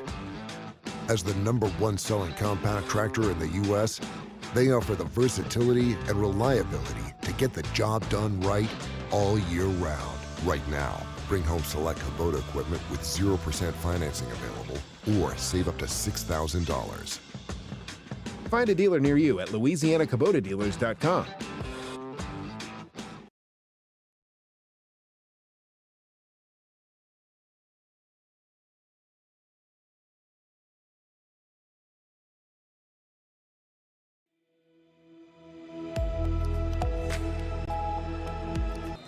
Back to action we go. First down and 10. 5:03 to go until halftime. Trojans do get it to come out of the second half. That's Kaysen with a big run off to the left side and just banging around. It just gets out to the 20, inside the 15, cuts back on another huge run for Kaysen Williams. Yeah, 38-yard run there from the 49-yard line to, 28-yard run from the 39-yard line. Noble will make his way back into the game. Looks like both of them are in there now at this point, Noble and Kaysen, unless Kaysen came all the way off. No, they're back in the back foot. And boy, that is just a difficult task for a defense here. First down and 10 from the 12. Trojans have to get to the 2-yard line. You get the first without the touchdown. 2 tight ends on the far side, Doug. Rolling this way is Carson. He's going to have to look back, steps out of one. He's got to get that ball away, and pocket collapsed on him pretty quick. Yeah, lost a 5-yard there on the run, unfortunately for Carson. Really didn't have much separation. Hayden, kind of opened up, but it was too tight for him to make the throw. Gaines McKenzie checks back in at tight end. He'll come in for Kaysen, so they'll go with just that one true I formation back in Noble Williams here on this one. Handoff does go to Noble. No, he just cuts to the outside. Now back to the inside he goes, down to the 5, and it's going to be 3rd down and 3. Yeah, 5-yard gain there to the 6-yard line for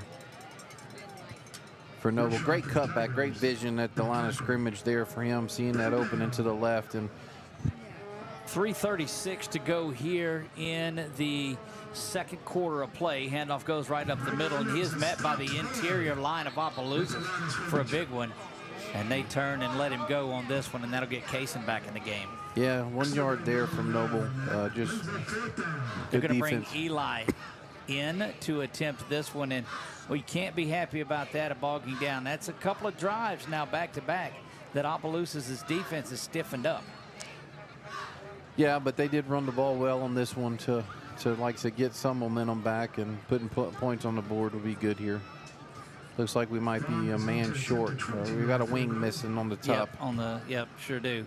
And Trojans are gonna have to take a timeout in this one. It's 5 and 4 and 3. And they will get the timeout. We'll leave it right here. Coming up at halftime, Nick, is homecoming court, and we'll have it for you in its entirety. But talk about what a special moment that is. Yeah, it's you know, one of those things that in high school, especially when you're involved with so many things you are, it just kind of gives you a chance to pause. Everybody gets to come together and, you know, and have a good time for a common cause there.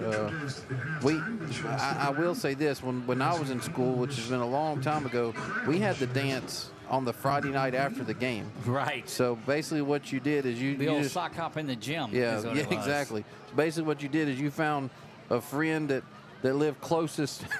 We all brought our clothes. That's right. The Friday before we went to football, and then you did rock, paper, scissors. You drew straws to see who got the shower first, because the hot water would be gone at the end of the time. 21-yard field goal attempt here off the foot of Eli Fung. Straight down the middle is where it is set up. Trojans looking to add their first points of the second quarter, I believe. That kick is up and well through the uprights. 31-6, Trojans lead it. We'll be back right after this. You're watching ASH Trojan Football on 446 Sports. When it comes to celebrating big moments, BK Distributors has you covered. From eye-catching fathead decals and senior banners to custom cutouts that bring your favorite faces to life, we help make memories larger than life. Cheer loud and proud with hand fans and personalized signs, or honor achievements with awards and trophies that shine just as bright as the people who earn them. Whether it's for your school, your team. Yeah, so what happened out there tonight? We struck out at home with leftovers, then we remembered walk-ons. What effect did the situation have? Spirit soared. Nick took on a burger. Jen obliterated her ribeye po' boy. And speaking of spirits, Laura even scored a real tasty cocktail. She needed that. Any lessons learned today? Yeah. Head straight to walk-ons. Scratch-made dishes, wall-to-wall TVs, craft beers, and cocktails. Walk-ons.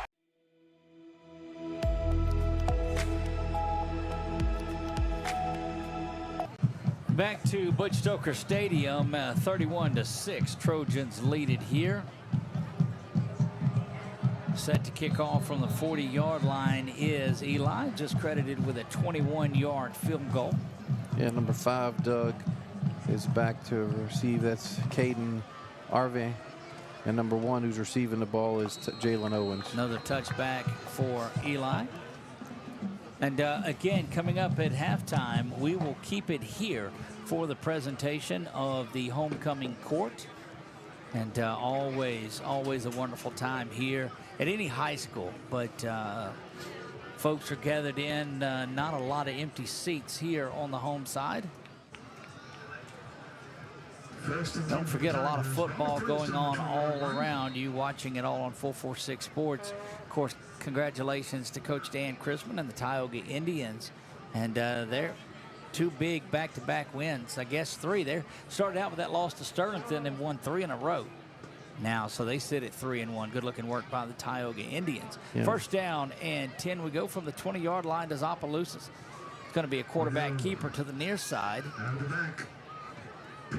7-yard, it looks like, 7-yard gain before he's brought down at the 27. Yeah, Carrot Gaines there, and looks like Jayton came up as well. No, I'm sorry, Carrot Gaines, and that was Kyron Griffin on the tackle.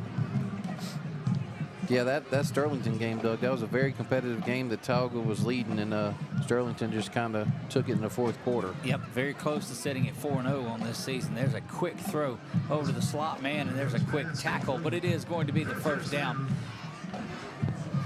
Grant leads at 36-24 there in the second quarter of that one in a slugfest there. Jayton Terry with his first tackle of the night. First down and 10 from the 35. Under 2 minutes now to go. Big shout out to Coach Ben McLaughlin and some of the former Trojans and former high school football players in Louisiana. They are over in Texas, or I'm sorry, in Oklahoma, getting ready for that big ball game tomorrow. There's pressure up the middle. Going to be finished off at another sack.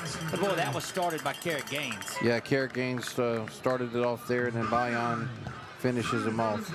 Looks like Trojans take a timeout. Yeah, they're going to try to preserve as much clock as they can. We'll take it with them. Be right back.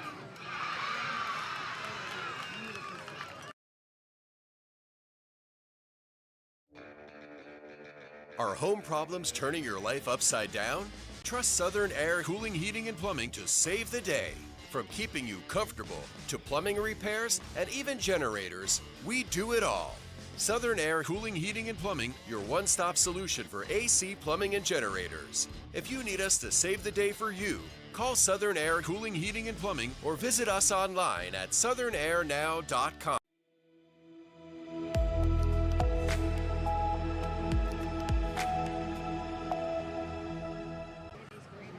We are back here to J.L. Butch Stoker Stadium. Our group down in Lafayette, Turlings Catholic. They are Select Division I. They are number 1 or number 2, depending on who you talk to, down in 4A. And they're up in that one 14-0 over Westgate, looking to go 4-0 on the season. Second down, Nick, and a long way. Opelousas has to get all the way out to the 41. Yeah, it was a big sack there by Bayon.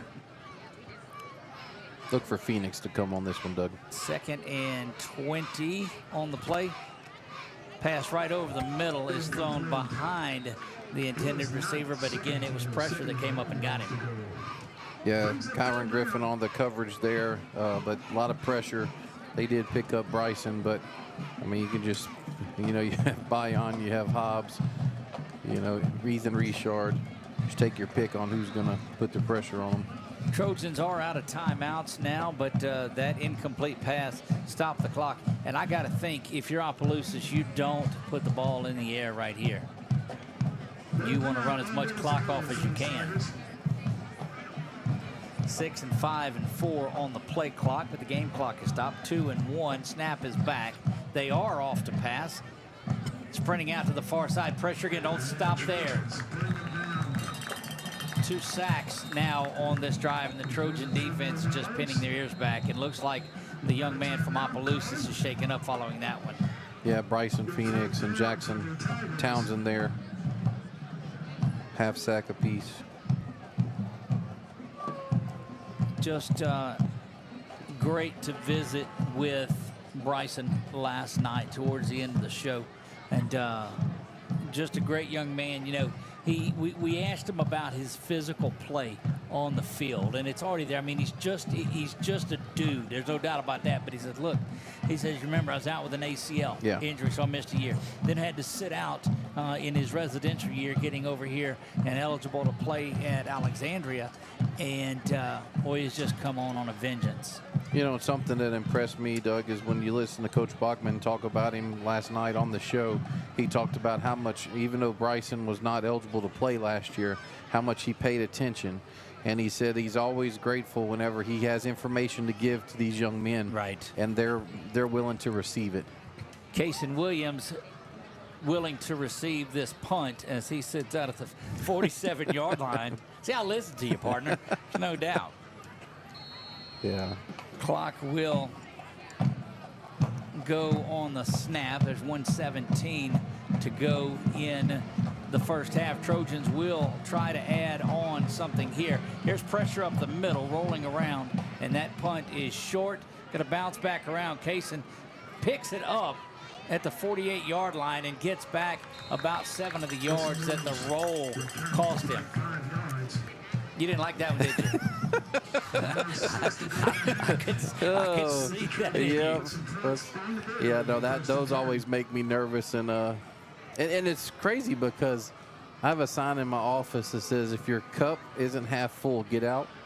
So I'm usually a half full kind of guy, but for some reason in certain football plays, I'm always the guy I look at the half empty, I look from the half empty side, and that's one that really makes me nervous. Look, if it's half full, I say go get some more. Go get it. Trojans looking to add on a little bit here before halftime. Sellers and company start from the 45-yard line. Straight drop back, looking for Fontenot. Instead, he checks it down short as Fontenot was covered by 2 safeties there, it looked like, or a corner in the safety. Yeah, that's going to be good for the completion percentage, but no gain on that one. But that's a reception, and it gives us an opportunity to give a shout-out to the grandparents up in Arkansas. Yes, yeah, both grandparents up there from the natural state. I have a customer up there who says it's the best state in the country. Second down and 10.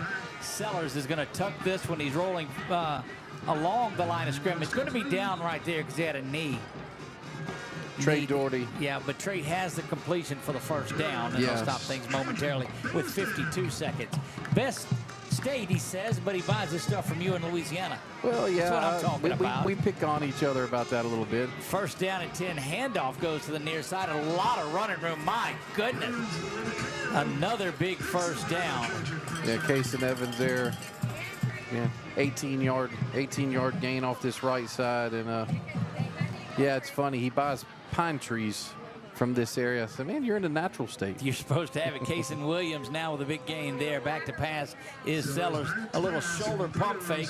Banging around 50-50 ball, and they're going to call him out of bounds. And Fontenot, boy, hit about a half a foot more, and he has that one. Yeah, great coverage there by their DB. And like I said, Fontenot did come down with it, but it was just a little out of bounds. Second down and 10. Clock stops at 25 seconds. Halftime just around the corner. 43-24. Grant leads that one. They're nearing halftime. Back to pass is Sellers. He's got out of the backfield as Cason, and that's just about as pretty of a pitch and catch as you'll find. 19-yard touchdown pass on the wheel route out of the backfield. And oh, baby, what a play. Yeah, that was a great route and great patience there, but let's give all credit to the offensive line. Alex did run a good clear-out route. I mean, it was a great route by Alex as well, but that offensive line gave Carson time, and that was a touch pass that we watched that earlier against Westphal, and he didn't quite complete it, and obviously, you know, they've worked on it, and this one he did complete. Look, that one was just, I don't think you could have went out there with nobody and thrown it better than that. Yeah, that Westphal game, you see Coach Magnano, you see him put a little, you know, he does the little hand motion, a little more touch, and that one was perfect by Carson. Fong good out of the hold of Sellers. We'll keep it here as we are nearing the halftime. Halftime at homecoming. The Trojans lead this one 38-6. They do get the ball coming out of the second half by way of deferring on that. And we'll look back as halftime has a lot of festivities. Nick, let's look back at your keys to the game, the Louisiana Athletic Club keys to the game, and tell us your thoughts. Well, first one was obviously get the passing game going, and fortunately they've been able to do that. 4 touchdowns tonight? Yes, sir. He has 3 incompletions right now out of 12 attempts. So he's 9 4 touchdowns and 3 incompletions. Yes. I'll take that. Okay. Check. Defense, contain the quarterback, and after the first 2 or 3 runs, he did actually forced them to pass the ball, and they haven't had many completions except for the one big one over the top. And then I think our safeties, I'll look back on it, but I think our safeties got a little greedy and, went with the play fake, which is understandable because they were handing the ball off a lot. But so that one, and then check. The focus on, staying focused on this game and not the dance tomorrow night. It kind of started off a little, with the penalties a little off, but yeah, but they're doing well. 38-6, they lead it here. I say that's a check in all 3 sides of it. That one is up and back and 9 yards deep. I think that's the furthest one that he's had. Yeah, and I hate to pull a Doug Gann, but that's a check all the time if you put one in the end zone. That's exactly right. Looking at some scores, Buckeye down to Avoyles 16-14. Ooh, that's Grant, interesting. It is Grant on top of Vidalia 43-24. Menard leads Abbeville 15-6. Manny 22, St. Mary's 19. Turlings 14, Westgate 0. Richwood, Tioga. Tioga wins that one 54-30 last night. Here, your Trojans big, 38-6 in this one nearing halftime. That Buckeye and I'm game, sorry, as I'm doing this, it's 51-24 in the second half. The second quarter of that Grand game, Nick. That's good for our neighbors north of Rapides Bear. So that Buckeye game, maybe a little letdown after the big win last week against South Beauregard. Of course, they also lost one of their quarterbacks too. I tell you, Coach York will have them ready to go. Yes, he will. Yes, he will. Following this, you see the Trojans making their way off. Nick and I are going to step aside. We'll turn it over to the public address and let you enjoy the sights and sounds of Homecoming 2025. Trojans big going into the half. They lead it 38-6. You see that on your Wallace Eye Associates scoreboard. We'll see you right after halftime.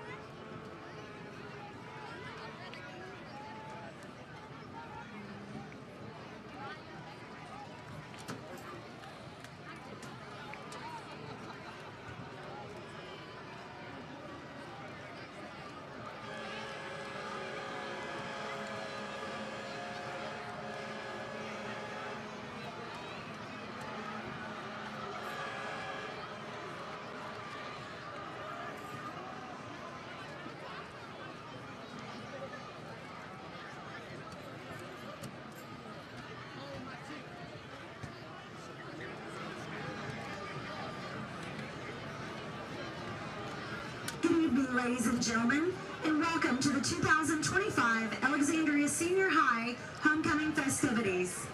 Forming tonight's honor guard for the 2025 Homecoming Court are members of ASH Trojan, led by Captain Audrey Fung and Lily Travis. The ASH Palm Line, under the leadership of Lakin Lonsberry, Virginia Kate Johnson, Emmy Burley, Ava Humphrey, Brooklyn Longloy, Miley Abear, and Amori Bird. And the Marine Corps Junior Reserve Officer Training Corps Honor Guard, commanded by Cadet First Sergeant Jacob Cootie.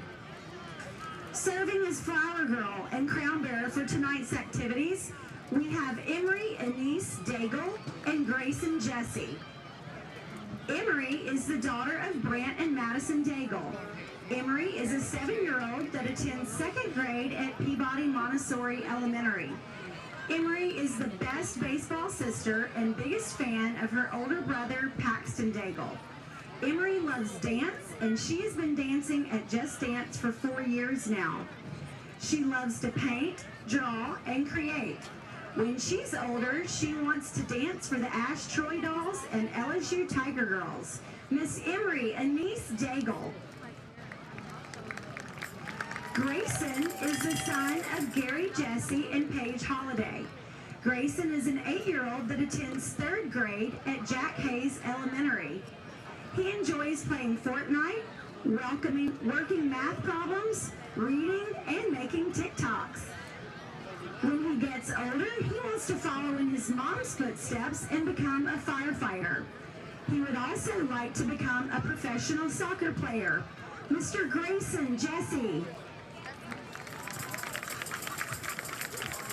Now for the presentation of the 2025 Alexandria Senior High Homecoming Court. Court members will be presented in alphabetical order. Starting off with sophomore, Reagan Denise Marie Bolden.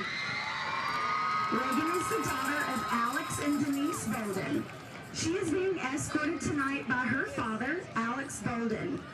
Reagan has been involved in the ASH Troy Dolls, Best Buddies, and is the JAG Vice President. Outside of school, Reagan is involved in the Zion Hill Youth Choir, is a Zion Hill Prep Ministry member, and dances at Just Dance Studios. In her spare time, she enjoys spending time with family and friends and doing activities with her church groups. After graduation, Reagan plans on attending HBCU and earning a 4-year degree in nursing and a minor in dance. Reagan would like to leave Alexandria Senior High with this Bible verse: I can do all things through Christ who strengthens me. Philippians 4:13. Miss Reagan Denise Marie Bolden. Introducing sophomore Eleanor Rain Crooks. Eleanor is the daughter of Kevin Crooks and Amanda Machin. She is being escorted tonight by her dad, Kevin Crooks.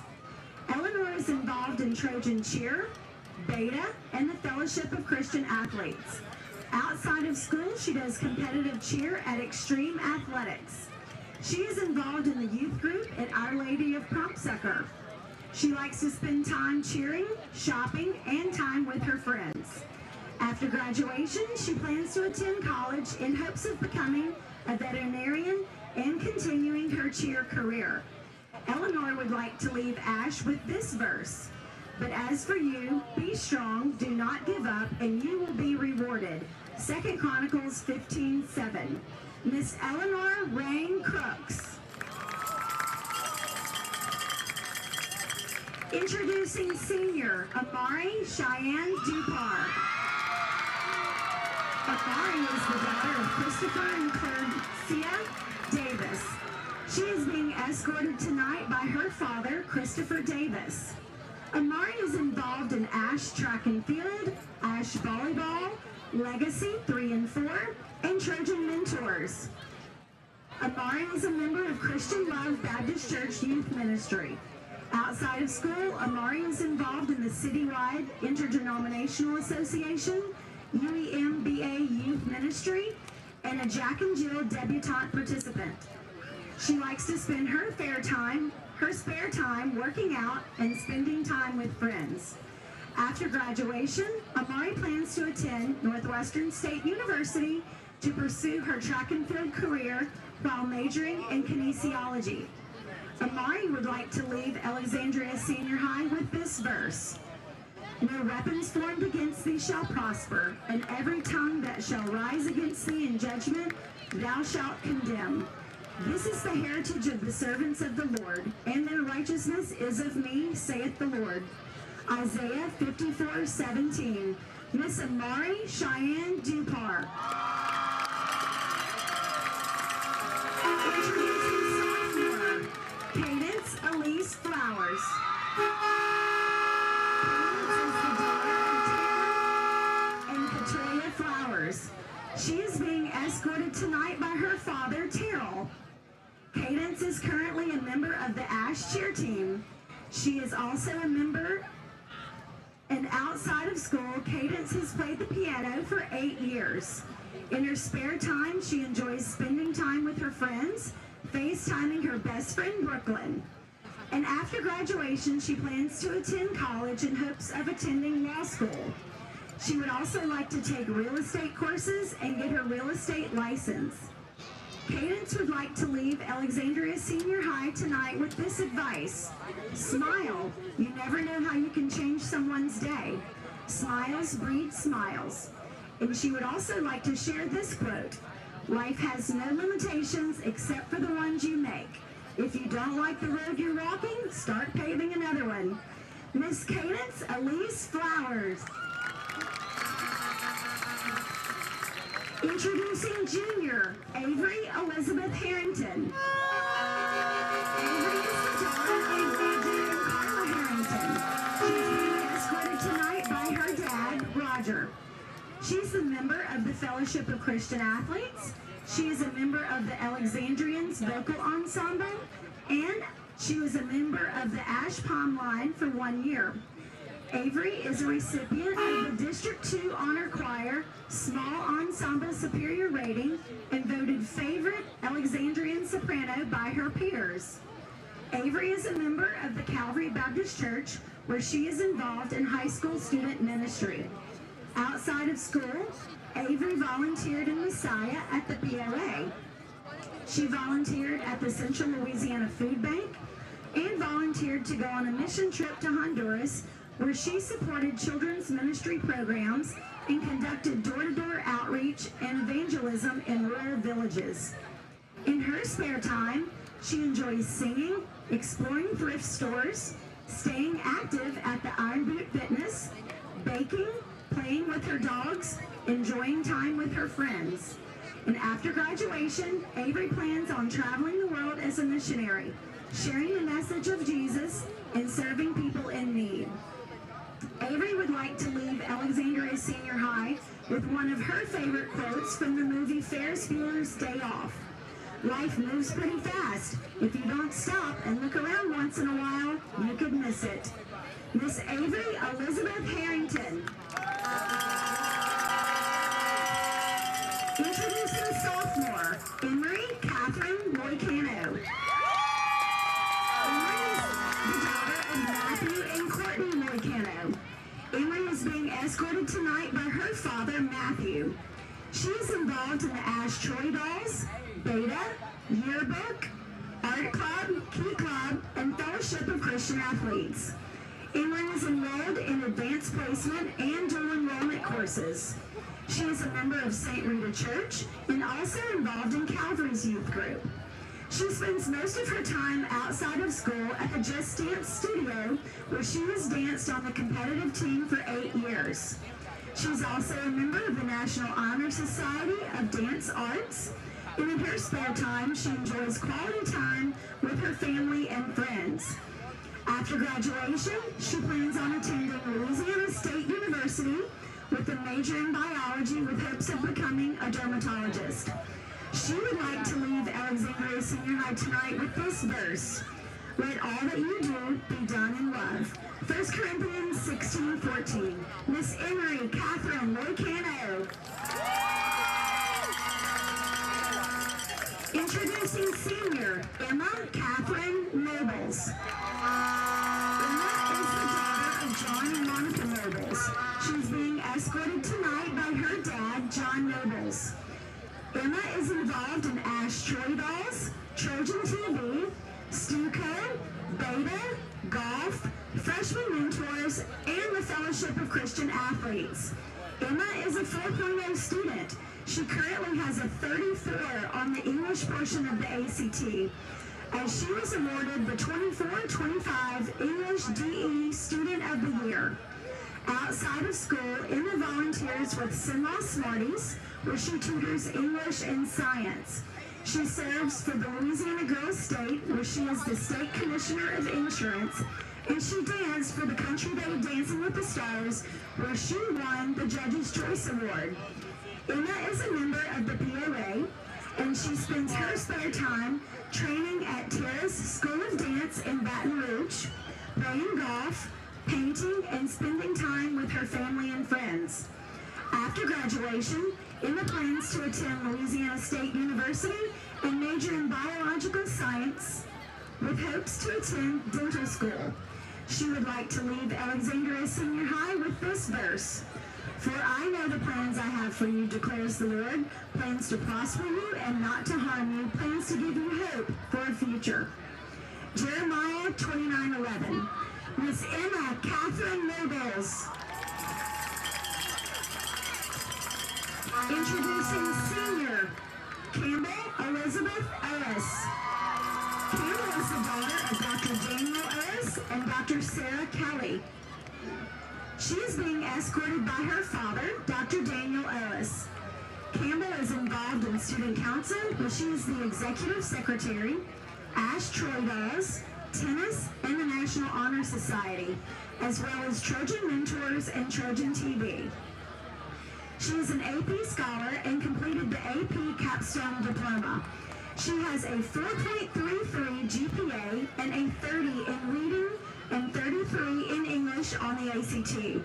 She is in the National Academy of Future Physicians and Medical Science Award of Excellence. Outside of school, she is involved in the Alexandria Mayoral Youth Council, where she is the secretary. She volunteers at Glass Act Recycling of Sinlaw for 5 years and has done competitive dance for 10 years. In her spare time, she enjoys playing tennis, dancing for Just Dance Studio, and painting. She participated in Van Gogh as a solo guest artist at the River Oaks Art Center in 2024. After graduation, Campbell would like to attend college to pursue either a pre-med or pre-law.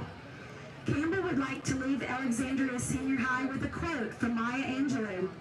"We all should know that diversity makes for a rich tapestry, and we must understand that all the threads of the tapestry are equal in value, no matter what their color." Miss Campbell Elizabeth Ellis. Introducing senior Eva Christina Pappenthong. Eva is the daughter of Sansari and Dawn Pappenthong. She is being escorted tonight by her father, Sans Pappenthong. Eva is involved in ASH Theater, where she is the vice president, and Fellowship of Christian Athletes.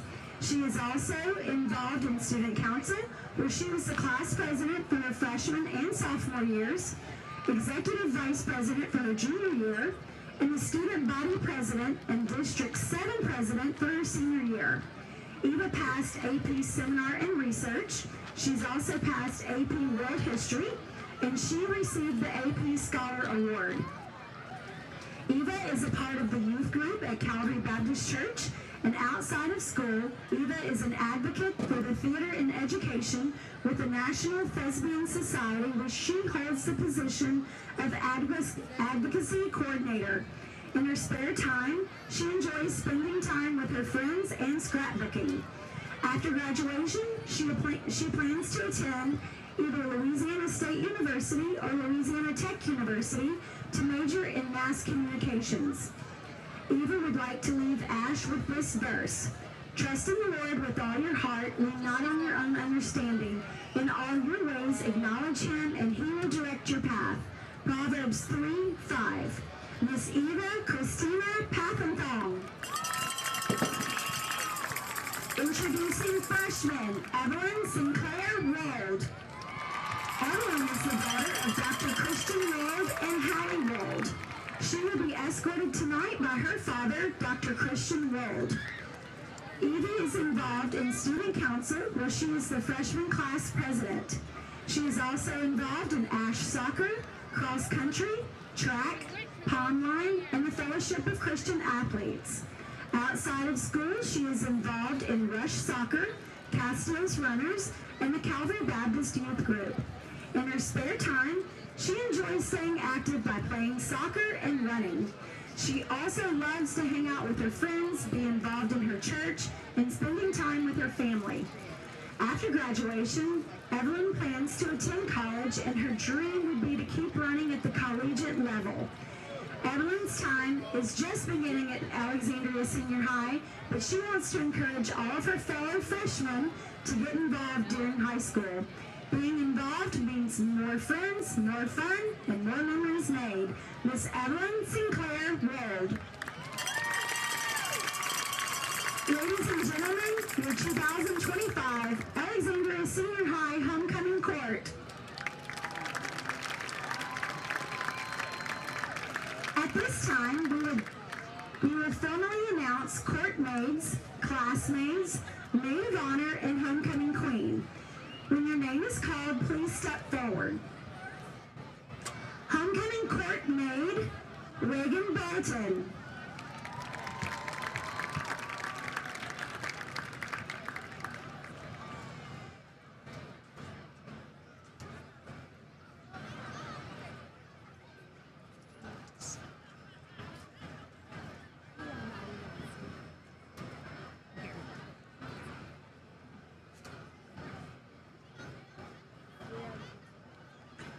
Homecoming court maid, Eleanor Crooks.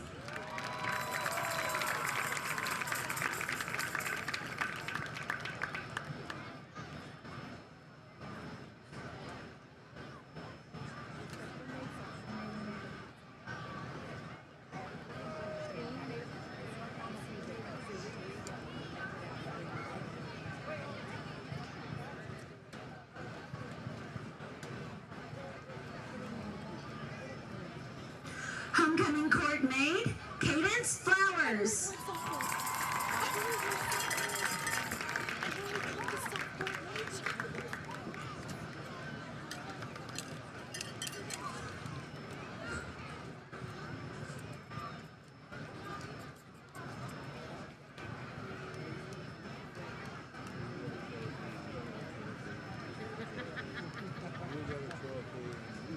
Homecoming court maid, Emma Nobles.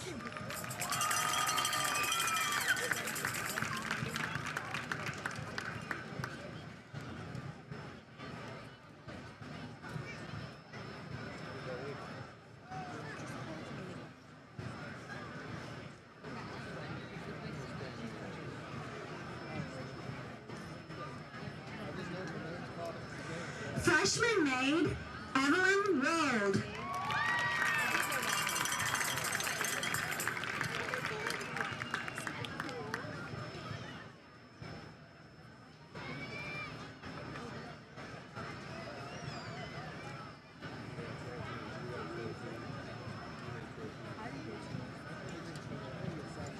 Sophomore maid, Emery Roycano.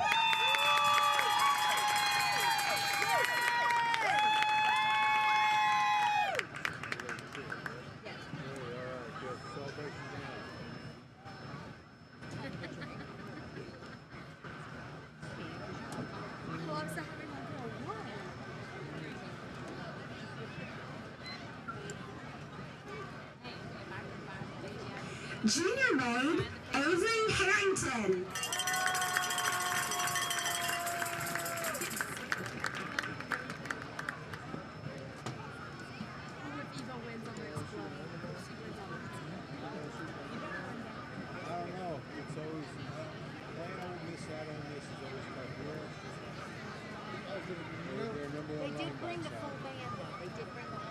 Senior maid, Campbell S.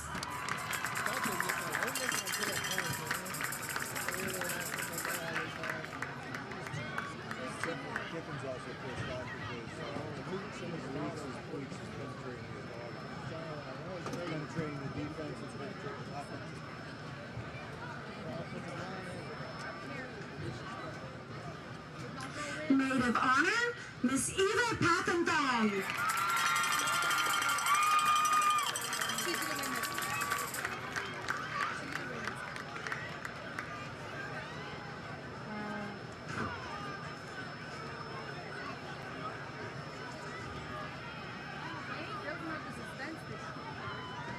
Ladies and gentlemen, your 2025 Alexandria Senior High's homecoming queen is Miss Amari Cheyenne Dupont.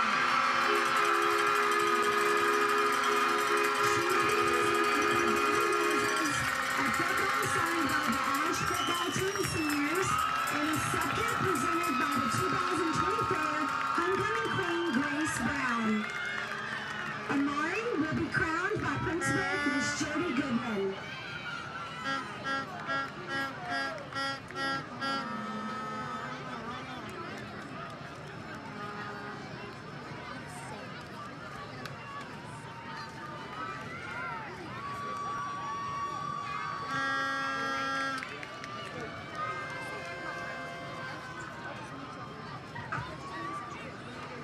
Ladies and gentlemen, your 2025 Alexandria Senior High homecoming queen and their court.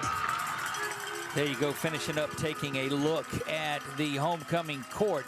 We missed our opportunity with Coach Thomas Bachman, Nick, but let's try to go down on the sideline with KP and see what we can get. A little bit of... As long as he doesn't red phone us, we'll be okay.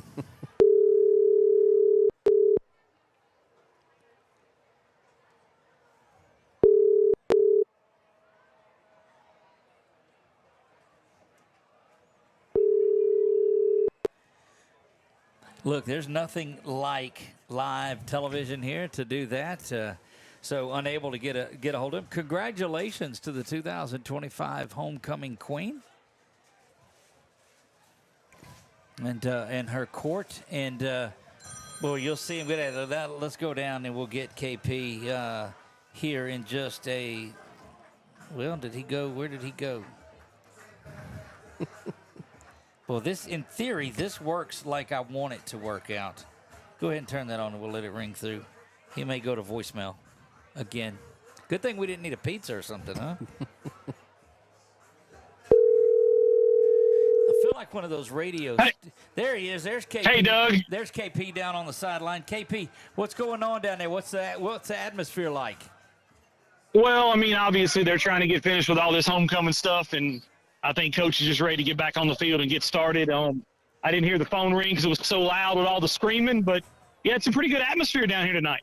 Look, we saw you hanging out with him there for just a second. What was his mannerisms like going into this after a little bit He was just talking to the officials about when this homecoming stuff was going to get done so they could get out there and get stretched. That was it. Look, that's about as Coach Bachman as you'll ever find Coach Bachman to be. We know you spent the entire first half down there. With a lot of the penalties that have been out there, the focus doesn't seem like it's right where it should be. Is that a good indication from down there? Yeah, that's what it looked like down here. I'm glad I didn't get to ask him that question at halftime because probably would have got the answer we expected. But I know they're going to clean that up in the second half. He wants to get some. We were talking last night. He wants to get some of the younger classmen in the game and get them some stuff to put on film.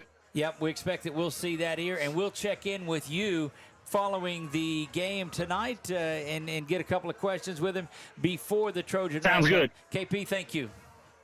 Yes, sir. There you go. We appreciate the work of KP Miles down on the sideline. And, yeah, sometimes you don't want to ask those questions. Now, we'll go back to a score, Nick, real quick, that we just got in. You know, Grant put up 76 points in a ball game opening week. They win 76-50. Ahmad Sykes has 10 touchdowns in that game.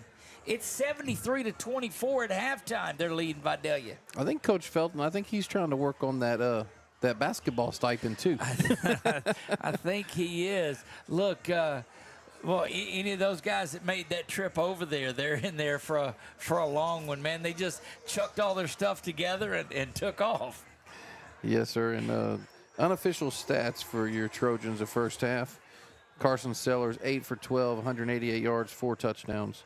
On the rushing category, Kaysen Williams, 5 for 73 yards. Noble Williams, 8 for 50 yards and 1 touchdown. Tyler Bowman, 2 for 11 yards. Receiving, Alex Fondo, 2 for 64 yards and a touchdown. And yes, you all know that it was a 65-yard touchdown, but unfortunately he did have a 1-yard loss on his second reception. Kaysen, 1 for 18 yards and a touchdown. Kyron Griffin, 2 for 91 yards and a touchdown. Trey Doherty, 1 for 10 yards. Gaines McKenzie, 1 for 5 yards and a touchdown. Well, thank you for that, Nick. We are back here in the Trios press box, and congratulations to everyone here. ASH Trojan Football is brought to you by your Kubota Dealers of Louisiana. Looking for that great deal, go check them out at KubotaDealersLouisiana.com. And Trojans now, by way of deferring, Nick will come out and get the ball to start the second half. But I did see Nick. Was it Vaughn? That was Cadrian Vaughn was out getting some warm up. So expect that we're going to see some of the younger guys. And goodness, you talk about all the younger guys that are playing already. You're going to see some guys, like you said, get some stuff on film. It looks like Kaysen is up to the far side. Is that where he's at, or is that on the back? Let me give him. Boy, these jerseys are something else. Let me give him what the Docklers on. So, Griffin is on the right, and yes, Kaysen's on this left, nearest us. So that just shows you how bad it is. You said Kaysen's on the opposite. I mean, Kaysen's on this side, Griffin's on the far side. Yeah, I thought that was Kaysen on the far side. So Griffin to the top, Kaysen Williams to the near side. Opelousas set to kick this thing off, 38-6 in this one, and we are underway. That's going to get over to the near side to Kaysen. He's going to hop and pick it up. Bobble, I think he's going to pick it up. He's going to re-pick it. Boy, this sometimes gives the kickoff team a chance to settle in, but not on this time. All the way out to the 25. And, boy, if you'd have told me he would have got to the 25-yard line on that, I'd have been amazed.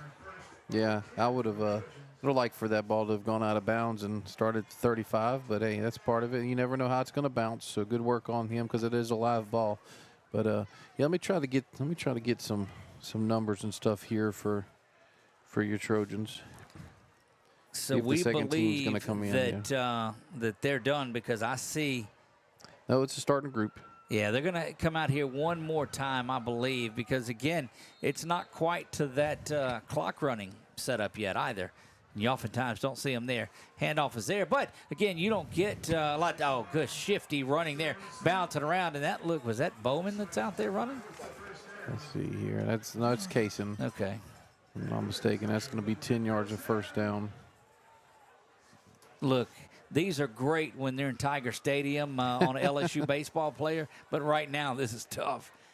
Handoff is going to be back to the near side following that line of blockers to the 40-45 now midfield is where he will be pushed forward get the to. binoculars. You might be right, Doug. Pushing forward and continuing to carry. And that's Kaysen Williams. Okay, Yeah. There for a minute when he turned. Didn't know if it was 2 numbers or 1. Yeah, so we're looking at. Well, what a tremendous crowd. 21-yard gain there on that one, Doug. Out of nothing, basically.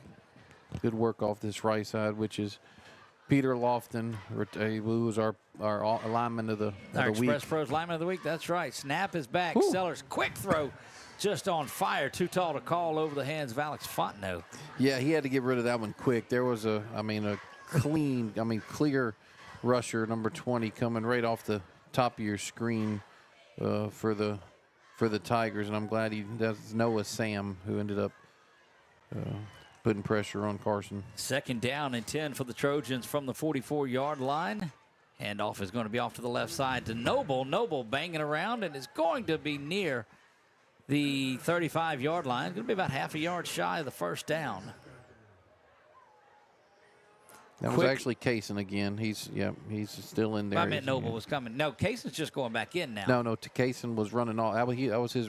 He just run that one. All right, he's got it again off the right side. Just, oh my goodness. He glides is what he does. He glides to the 15. Yeah, 3rd and 1. He goes 10. He goes 19 yards on that one.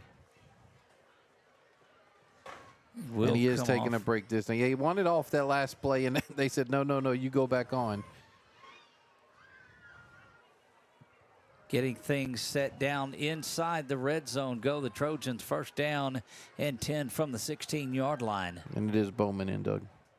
Snap is back. Sellers looking to pass. That's a good out pattern that is there. Develops early and is complete to Alex the Fontenot. far side. Alex Fontenot has that one, 8-yard pickup. Yep. This is one of those games, Nick, that on paper you thought the Trojans should play this way. But with all the festivities going on, it's good to see them come out and do that. 2nd down and 2 following that 8-yard pass and catch from Sellers to Fontenot. We play with 9:49 to go. Play action, rolling to the near side. It's got pressure, but Sellers is on the run. He's going to cut this one up into the end zone, ducks his head, and boy, that is tough, but he is stopped shy of the end zone just at about the half-yard line. And, you don't like to see him going head first into anything. Yeah, 8-yard pickup there, which brings him back to a positive 3 yards on his 2 carries. 1st down and goal. Uh-oh. That ball is snapped around. And what were you saying about positive yardage on his carries, Nick? Way to go, buddy. I'm sorry. He hadn't jinxed anybody that bad since opening day. 14-yard loss on that one, unfortunately. And so you go from diving into the end zone and being stopped shy. Now you get the snap fumble, and you're back 14. You had 1st and goal from inside the 1. in there. They'll turn and look to the near side here. This is one of those that you like that fade route to Fontenot. We'll see he's lined up, the only receiver up to that side. Instead, it's the toss to the near side. That's Kaysen just shedding tacklers and making his way into the end zone. And oh, baby, what a run. Kaysen Williams continues to impress. Yeah, he's just smooth and patient, lets stuff develop in front of him, and he's got such a quick change of pace.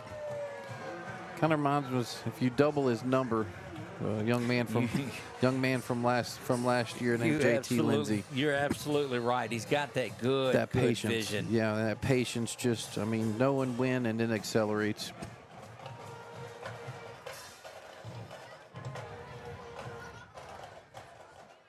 Trojans looking to up this lead to 45-6. Snap back, hold kick is up. Fung is good, and that one is up and good. 45-6. Trojans lead it with 8:43 to go. We'll step away and be right back.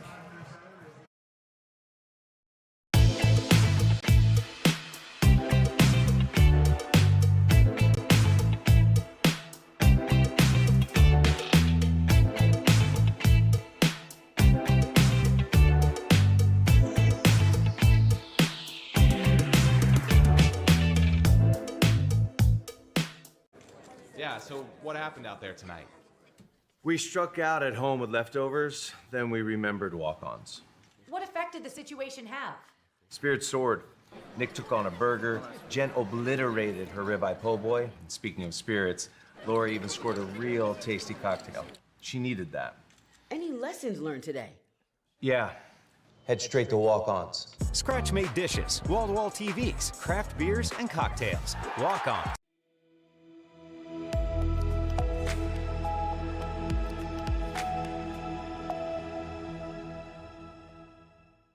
Back to J.L. Butch Stoker Stadium we go. I am Doug Gann alongside of Nick Magnano. And, Nick, what a game it has been.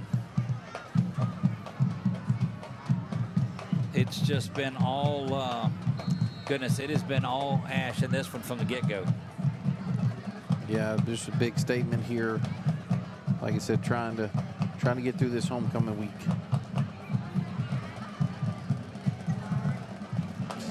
Eli puts a foot into that one and drives it back about 2 yards into the end zone where it will be a touchback. I want to take this opportunity to thank the folks that are helping do this. Of course, Matthew Magnano on our scoreboard down there, keeping the clock and all of that. Jordan Johnson is running camera for us, and we appreciate him up in the booth with us. KP Miles is on the sideline. My partner with me has been there for, I guess, year 3 now. Yes, sir. Is Nick Magnano, and I am Doug Gann. We collectively are 446 Sports and are collectively delighted to be in your living room each and every Friday night. You see it on your Wallace Eye Associates scoreboard. Ash 45-6 in this one, close to getting that clock running here in the third quarter. Good drive. We'll see what they do here defensively. First unit out there still. Snap is back. Handoff goes right up the middle. Yeah, big stop there by Hobbs and Jackson Townsend. Oh, excuse me, Bion and Jackson Townsend. Nick, do you think there's a chance in that Grant game that they get to triple digits? I think so. I mean, unless, like I said, has it made a running clock yet? I didn't see the score. What was it, 73 to, let me get back where I'm at on that one. I think you said 73-24 maybe. So it should be running, yes. So that would be the only thing that I think would keep that from happening.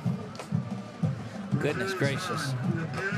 8:03, back to pass, pressure up the middle, pocket collapsing but gets out of it, escapes and throws that one across his body for a first down, and that's just a good move and poise by the quarterback. Yeah, good work by him. Actually, Bryson Phoenix dropped in coverage there and has the tackle. I like, see, whenever they're wearing these jersey tops, I like that there's the gold cleats out there. I know so we know where Bryson is. There's no doubt about that. That's right. So look, if you're an offensive player, you better find out where the gold cleats are too. A lot of shifting on that defensive line, moving around, and now look, they'll blitz from the other side. Boy, late movement here, and that's caused some confusion out of Opelousas. Back to pass. Here comes pressure off the right side, but that's a good block right at the end. A lot of times you'll see a hold right there, but he laid a block in. That was a very good block, Doug. And Gary Boatman on the tackle there with Bryson. Good to see Gary out there. But you're right, that was a very good block. He has to spin around and do it. A lot of times you'll see an offensive lineman at a left tackle like that grab on and hold. Yeah, no, he lunged at him and knocked him to the side. So. Second down and 6. Snap is back now. Here comes pressure again off that side, stepping up. But that's the problem. They're blitzing from one side, Nick, and the pressure's just sitting there waiting on the other side. Yeah, baiting them into that side. Xavier White, a.k.a. X, with the tackle there. But, great pressure here off of this side and forced the quarterback. But he's still, man, he's elusive. I was about to kind of do a fist pump. I thought we had him in the backfield, and he, makes a positive gain there. Don't forget, if you want to be up to date on all things happening all around the state, join Marshall Leffler in the Red River Roundup. You can see that right here on 446 Sports. That begins at 8 a.m., and there's highlights and updates from around the state. That's Marshall Leffler and the Red River Roundup. 6 minutes to go in here. We'll take that break with them and be right back. You're watching ASH Trojan Football on 446 Sports.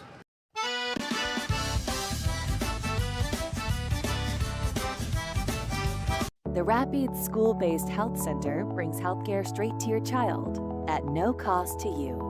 We provide comprehensive physicals, wellness checks, sick visits, sports physicals, immunizations, behavioral health counseling, and more. Our licensed medical providers, nurses, and social workers are ready to care for your children with no out-of-pocket cost to families or the school board. Our purpose is simple: keep students in school, parents at work, and help students thrive. Sign up today and help keep Rapides healthy.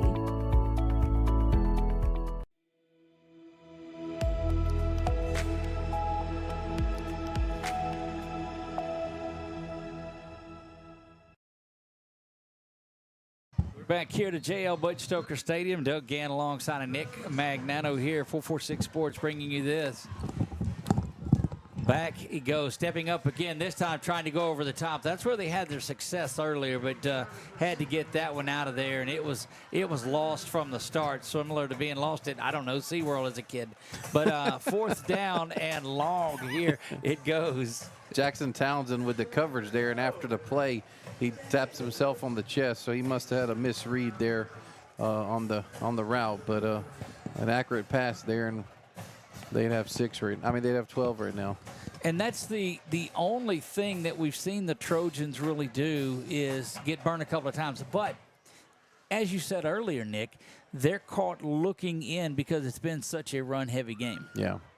Kason Williams will plant his heels at the 32-yard line. He has had a big night again out here, and delay of game will catch Opelousas for the third time tonight. And that'll make it fourth down and 11 now. Again, our Saddlers towing scrolling scoreboard shows you that Turlings Catholic is up 21-0 in their game. Tioga with a big win, 54-30 over Richwood. Here you see Ash on top 45-6, so that's just a little behind on ours. Buckeye and Avoyles in a battle. Grant all over Vidalia. They've got 73 at the half of that one, and Menard on top of Abbeville. That Manny St. Mary's game is one to watch. Snap is back, nearly blocked, nearly running into the kicker, but nearly nothing happened. And yeah, Xavier and one of their players kind of getting into it. Their player looks back at the official, yeah, and is questioning what was going on there. I don't know that I've seen Xavier as animated, I guess, fired up as he is tonight. Yeah, I think there was 2 weeks ago after that game. I think Coach Bachman, Coach Mercer talked to him a little bit, and he mentioned that to us last week at the show. And boy, we really seen a different Xavier White the past 2 weeks. First down and 10, go the Trojans. Toss comes to the near side, trying to get to the outside, and does a little bit of a front roll, does Bowman. Yep, that was Bowman. About a yard off this right side. Tyler Bowman, the junior running back. And another one of those that just can eat up carries. Second down and 9 now. Lone receivers to the top end, the bottom handoff right up the middle, banging forward. No need to go left or right. Let's just go right up the middle, and Bowman, impressive on that run, picks up 9. Yeah, he lowered his shoulders there, and got his pad level very low. So good work by him there. Kason checks back in at running back. Handoff there, looking for the first down, and does get it, and a little bit more. Knows that the football will rest on the 49-yard line. Yeah, 5-yard carry for Kason. I need to look on the sideline and see if hadn't seen Noble this half, Doug. I'm curious to know what's going on with him. We'll look around and see if we can find him. There's that toss to the top, right up the middle, banging through, stiff-arming, and out to the 38-yard line goes Bowman, and that's a pretty impressive run by Tyler Bowman. Yeah, 11-yard gain. I thought he was, well, yeah, this side's giving him another yard, so 12-yard gain there on that first down run. He's also a big kid, stout kid that's probably 6 foot. Here's something that I'll tell you. I've just seen Noble, and he doesn't have his helmet with him. Okay. That's an indicator that somebody's got it. That means you're not getting back in. Right. Snap is back. Toss goes up to the top. Back to the middle they go, and banging around. And boy, they're just finding a lot of real estate right up the middle. Yeah, 8-yard gain there off the left side behind Rivette and Price and Thibodeau. Look, that H-back. If it's real estate that you're looking for as well, check them out at SinLiesHome.com. The LaLug Group, proud sponsors of ASH Trojan Football. Handoff up the middle, and that's going to be a first down. All right, I'll only say it one time tonight, Doug. Let's have it. Proud resident of South Central L.A. Indeed, that's correct. Well, let me try. Chris Bond, friend of ours. Yes. Mentioned he was listening to the broadcast. There you go. He knows what South Central LA is like. He's a fellow Woodworthian. In Tioga now, your old stomping grounds, but that's correct. First down and 10 from the 28-yard line. Snaps it back. Sellers with a quick throw over here to the near side. Fontenot trying to make a man miss. Will dive forward to the 20-yard line. Yeah, they're going to give him 7 on that little screen here on the outside. Trojans trying to get this into the end zone one final time here with the starters. We expect if they do, that should probably do it for them. Again, we saw a lot of them warming up. The defense over there just zoned in on the sideline cameras, getting all of that knowledge in. Second down and 3. Handoff goes up the middle and just a good power run. Slam down, but not before he gets to the 12-yard line. First down. Yeah, going to give him an 8-yard carry there. So he's up to 8 carries.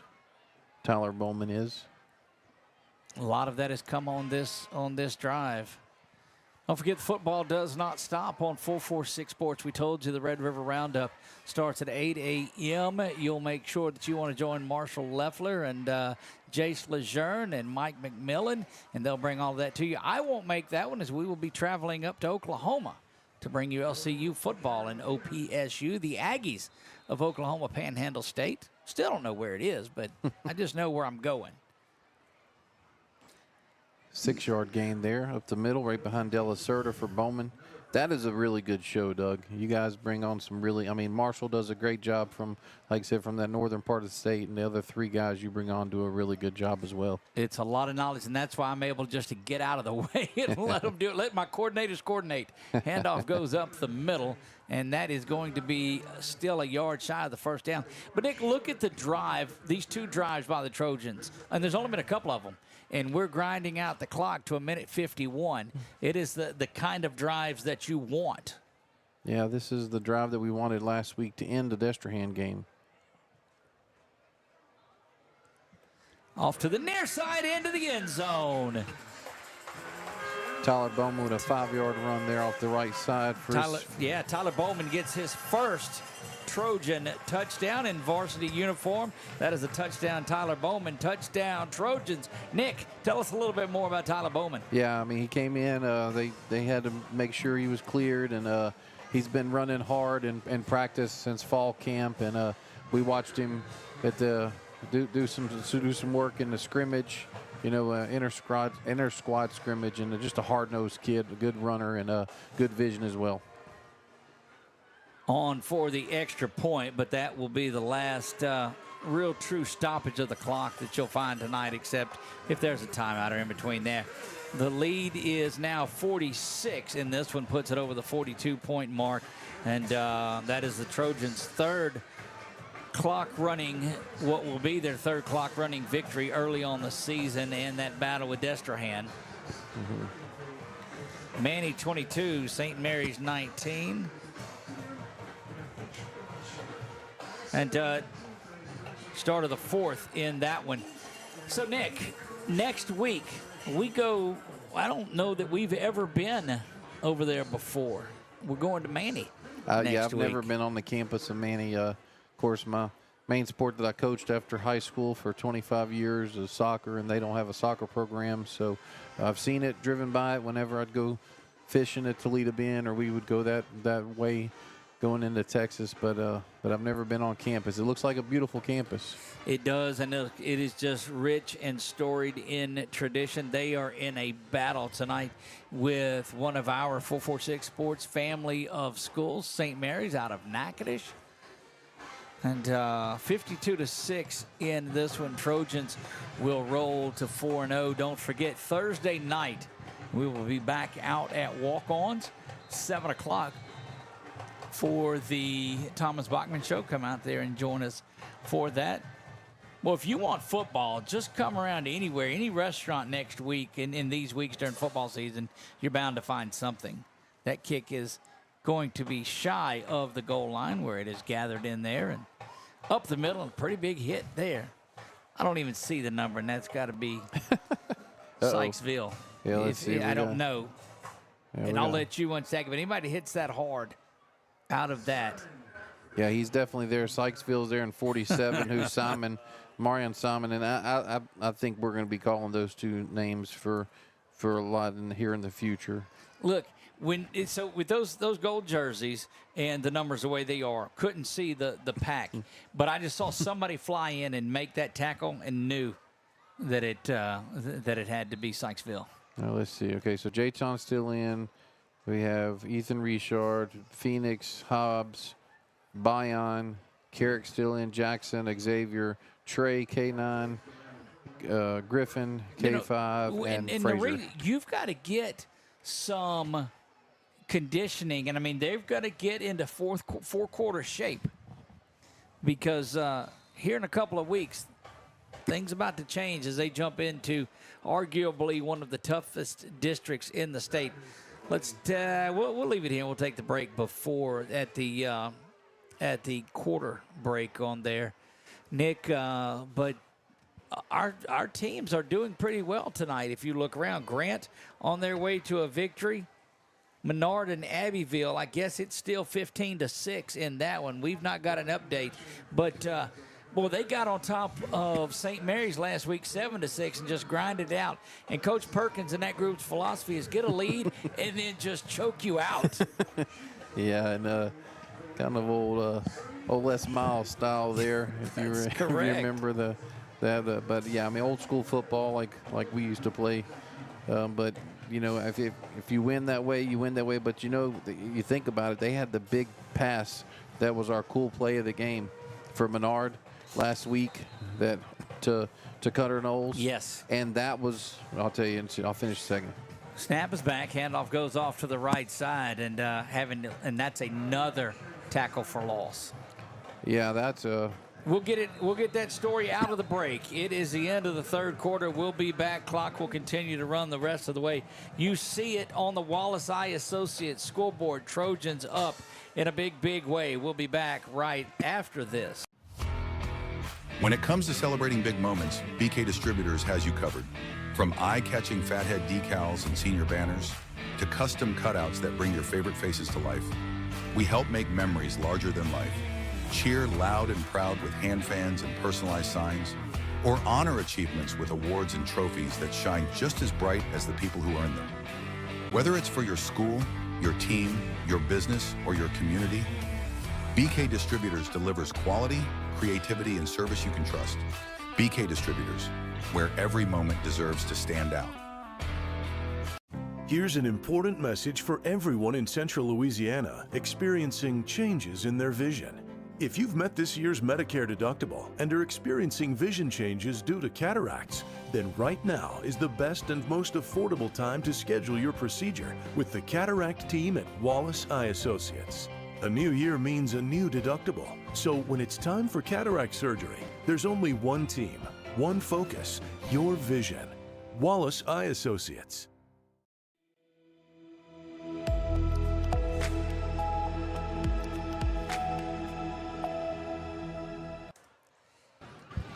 Back to work we go in the Trios press box here have you been to Trios lately for lunch, Nick? I have not. I have today. It is a Friday tradition to go over there and eat lunch.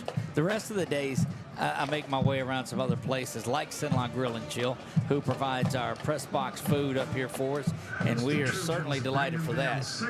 So we have now number 40, number 45. So number 40 is Bryce Gillum. Number 45 is Jayton Antoine.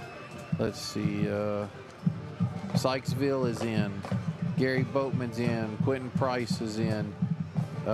39 out here at corner. Left corner is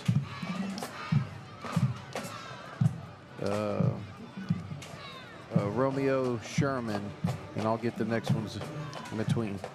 Here we go, 3rd down and 10. Good pressure coming up, and that one nearly picked off. Oh, my goodness, that was close. Yeah, that's the aforementioned Jayton Antoine. Let's see the top here. We have, try to get him to turn. I'll try to look here. We have 22, which is Bevels, which Bevels has played the past 2 years. 17, Raymond Harris is in. 7, Maurice Jackson's playing corner. Looks like Harris is playing at apex position. Andrew Montague in as well.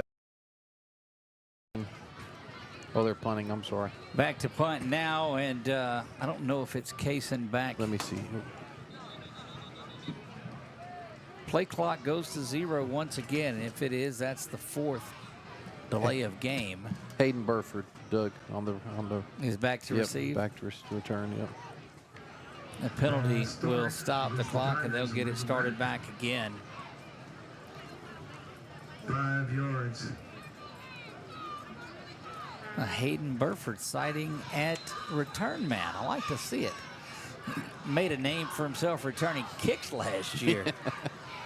Yeah. Snap is low, bounces into the hand of the punter. It's kicked around, and that one may be returnable. Hayden picks it up at the 49-yard line, coming to the near side. You know he will not look to go down. Hayden Burford to the 30, 25 now before he is horse collared down and out. Yeah. Don't think they saw it, but that was the only way you're getting that young man. 25-yard kick return. Yeah. Ronnie even said, no flag. I think he was thinking the same thing. So let's see here. This is going to be, I'm going to trying to have my glasses on and the binoculars at the same time is very difficult, but I'm assuming we're going to have a new offensive line, so we'll see what we can figure out here. St. Mary's has taken the lead 29-26 over Manny in that one, and we have one of our loyal listeners checking in and saying that my scale weight may be elevated if we continue to have sponsors that are restaurants, and I agree with you. That is completely correct. 1st down and 10, go the Trojans. Yeah, this is Cadron Vaughn at quarterback. That's a little inside toss. That's Burford again, I believe, trying to get to the outside, and he's going to lose 8 on the play. Yeah, poor Burford looks like he's exhausted after That's right. that run. But he's going to keep working. Let's see, that's a loss of, looks like, yeah. I know we have, Roman Fuentes is the right tackle.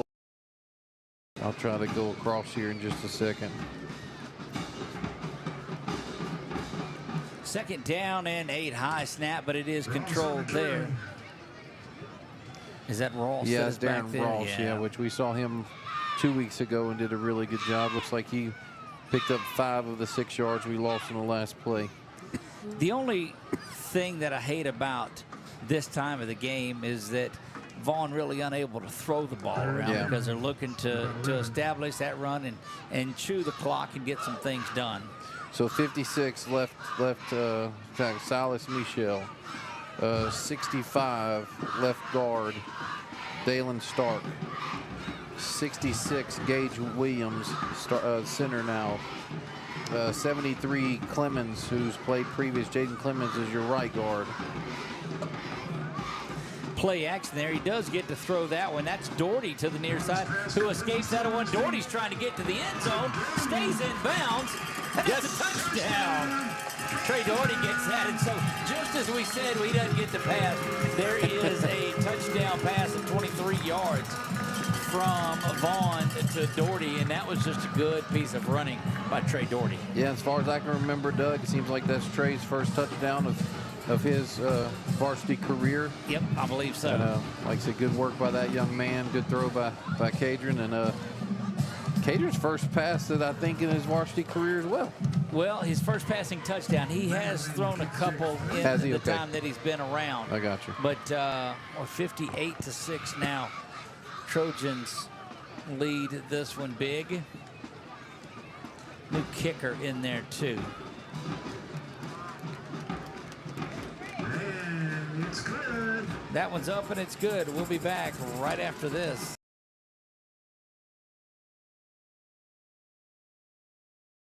The Rapides School-Based Health Center brings healthcare straight to your child at no cost to you. We provide comprehensive physicals, wellness checks, sick visits, sports physicals, immunizations, behavioral health counseling, and more. Our licensed medical providers, nurses, and social workers are ready to care for your children with no out-of-pocket cost to families or the school board. Our purpose is simple: keep students in school, parents at work, and help students thrive. Sign up today and help keep Rapides healthy. Hi, this is Robin with Little Cakes with Big Attitude, and I have some exciting news. Fall is finally here, and that means our amazing fall flavors are ready to go, hot, iced, or frozen. Delight your taste buds with flavors like spiced caramel apple, cinnamon roll, maple pecan, s'mores, and of course, pumpkin spice latte. And just when we thought fall couldn't get any better, we were voted Sinlaw's choice for best bakery and best dessert. Little Cakes with Big Attitude in Alexandria or our Pineville location. And back we go, 5:57, so it does eclipse the break there. Menard still into the fourth quarter, 15-6. They lead that one. But Doug, talk about how they finished the game. The play of the week last week for Menard. Yes. To Cutter Knowles. Yes. Vaughn the Knowles gets inside, inside the 10, I think. 10-yard line. Or I'm sorry, inside the 20, because he could still get a first down. And they're telling him not to score because the score is 7-6 at this point. Touchdown and extra point would have kept it and give the ball back to him. So they slide down to keep the clock going and don't score and hold on and win 7-6. But it's not often. That was a great teaching moment too, and we were able to talk about that on the show Wednesday night out at Bricato's. That Eagles Nest Coaches Show brought to you by Bricato's Breakfast, Lunch, and Catering and 3 Potato More. Go by there and tell them. At least they have salads there, Rick, so it's okay. Yeah, salad's good. The potatoes are good. The nachos are good. And I didn't mess up saying Nick and call you Rick. He knows who I'm talking to. I got you. So no worries. Back at home. That's why I didn't say anything. That's right. But speaking of 3 Potato More, Ryan Bricato, owner of 3 Potato More, undefeated on the mic. He was on the broadcast last week and did a really good job as well. He'll be back week 9 with them. So 5:50 and the clock runs 59-6 in this one. Good to see that touchdown from Vaughn to Doherty.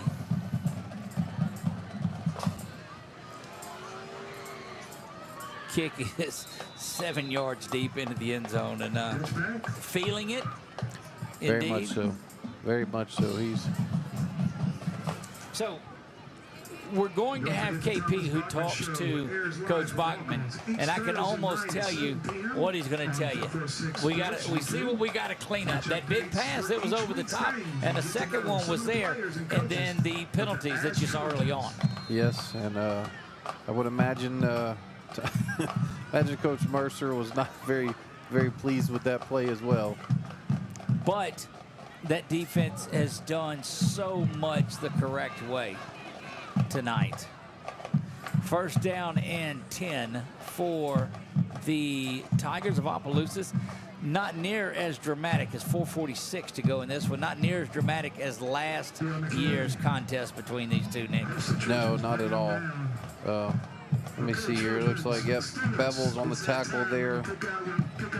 Also with with 45, who is Antoine again. And like I said, they're going to be some you're going to hear about in the near future. Avoyles 40, Buckeye 14, 40-14. Avoyles up big in that one. My goodness. That's not district. They haven't started district yet, have they? No, okay. But you just saw what Pineville did to Avoyles a week ago, and we'll have to keep an eye on things there. Buckeye had the linebacker that was the National Player of the Week, as voted on by Gridiron Football USA. 4 players there, 53. Carter Davis, first time we've called his name on the tackle. 97 was involved with that as well. That's Peyton Crutchfield. See if we can get some more numbers here. 48, Jeremiah McKinney. So getting some numbers in there, Doug. Free safety. But Harris is over playing safety. Number 5. Yeah. Illegal participation is going to be the play call there. So they've got 12 men on the field. Against the Tigers.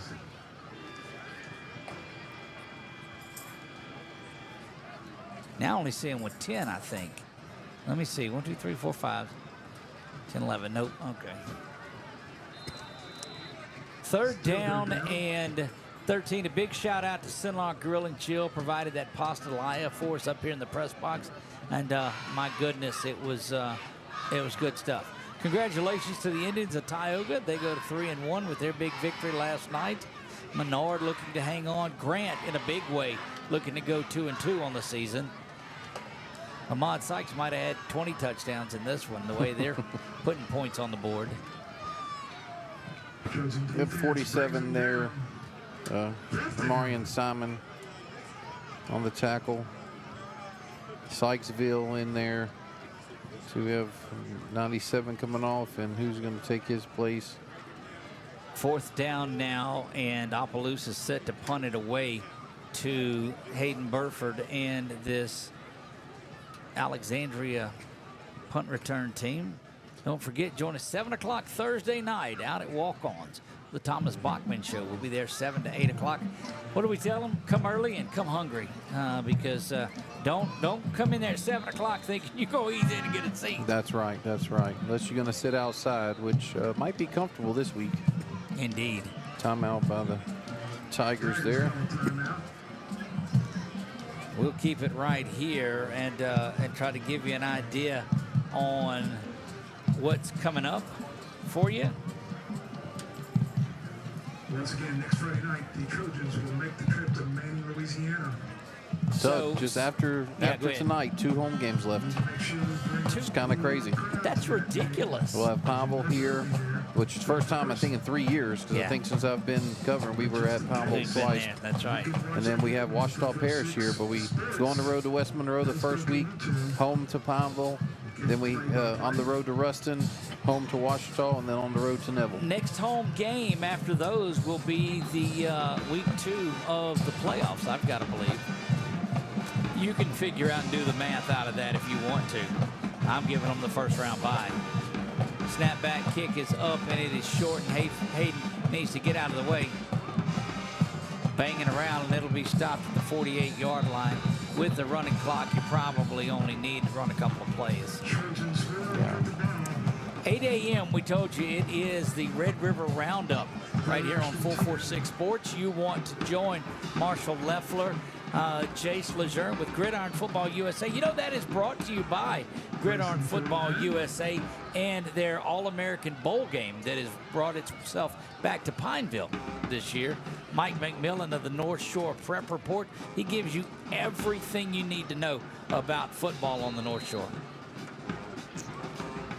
Chaston Tavares won't be there. He's traveling to Stephen F. Austin tomorrow for that game in Nacogdoches. Handoff up the middle, and boy, that is just good running by Ross, who was brought down at the 37-yard line. Yeah, it's going to be a 14-yard gain there for Ross. Look, this is why you keep scoring. It's 76-40 in that game. And that could be a record, Nick. This is the second time in 4 weeks that Grant has scored exactly 76. Wow. Wow, that's correct. 36 seconds. This should be the final play of the ball game in this one. Trojans are going to move to 4-0, and they'll win it 59-6. We will see you on the air tomorrow night from Goodwell, Oklahoma. I don't know where it's at, but it's Oklahoma Panhandle. I just know I go to Amarillo and go north for a couple hours, and that'll get us there. Trying to get that number, Doug. 28 for the carry for 8 yards there. And that is, I want to get his name before we, 28 is Gabe Guillory for 8 yards. Don't forget, KP will get a moment with Coach Bachman after the game, and then Coach Bachman will make his way up here to the press box. Turlings Catholic wins 28-15. That goes final. So congratulations to Coach Mikey Corville and the Turlings Catholic Rebels. We'll talk to them at Pizza Village Monday night about going 4-0 on this young season. Yeah, it's been a good trip on Monday evenings. It's been a lot of fun down there. If you want, join us down there too, but you got to come real early to get in and get a seat down there. 59-6, your final here, and we're waiting for KP, who is going to get a word quickly with Coach Bachman. Yeah, packed house at Pizza Village on Moss Street on Monday nights there for Turlings. We've got a treat as Bro Bridge comes in Tuesday night to Firehouse Subs. Okay. Do you know Firehouse Subs is the official sandwich shop of 446 Sports? I brought 2 of the pickle buckets from them. You know, they sell their pickle buckets after you use them for $3, and all of that goes into the First Responders Fund. Yep, good program. Good family there. The Pitts, Heather and Mike Pitts, Mr. Cal Hoagie, who's Heather's dad, and her brother is involved. They own the with one that in as well. Alexandria and Pineville, Monroe, and then Karen Crow, Lafayette on Collie Saloon and New Iberia. I prefer the brisket, but the Italian's actually really good. They have good mac and cheese too. I had that. I had the smoked brisket on last Tuesday night. But Bro Bridge is coming to town in their homecoming week. So there's going to be a packed house in that one, too. We'll get down to KP in just a minute. They're overdoing the alma mater right now.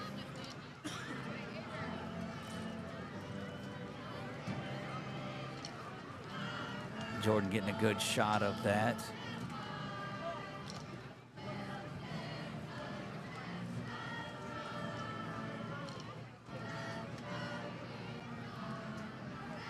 I think Coach was pointing up here. I think telling KP that he was going to come up here. Okay. He might be texting you here in a second. All right.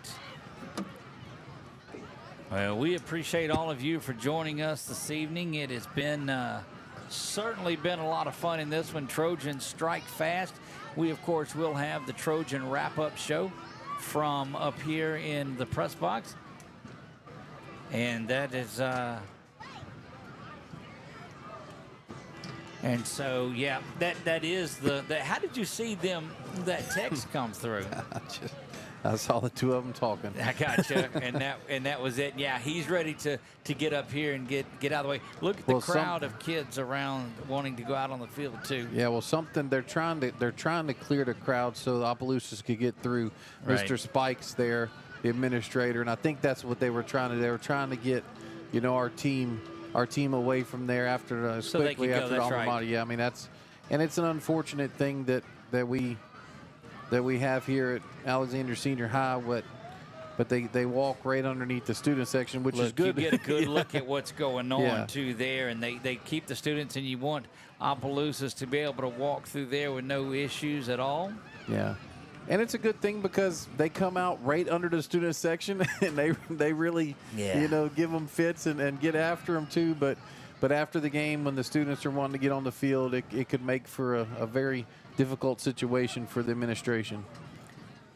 Indeed, it can. We are going to step away here momentarily, and when we come back, we will have the Trojan wrap-up show with head coach Thomas Bachman. We'll have some stats for you as well. I know Nick should be able to get to work on that one. Big night on here. Boy, it started out so fast. Carson Nick just was incredible from the get-go. Yeah, had a really good night. He was 1 for 2 in the second half for 7 yards, so that means his total is 195, which but he, like I said, still had the 4 touchdowns, from the first half. So and was a yard away from another one too. that one that Griffin, before they come back and go over the top for that big one. Yeah, but I'll get those added up here for when Coach gets up here, and we'll talk about that as well. Don't go anywhere. The Trojan Wrap-Up Show will be back after we let you look at a lot of our sponsors. We'll be back right after this.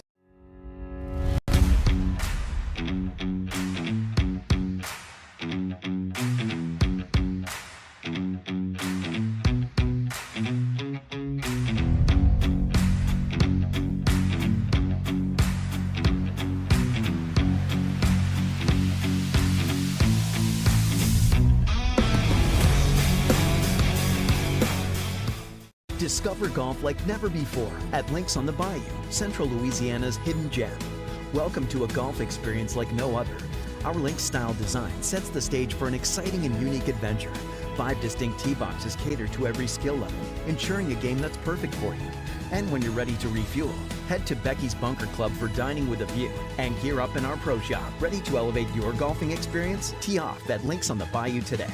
Links on the Bayou, redefining the way you enjoy golf.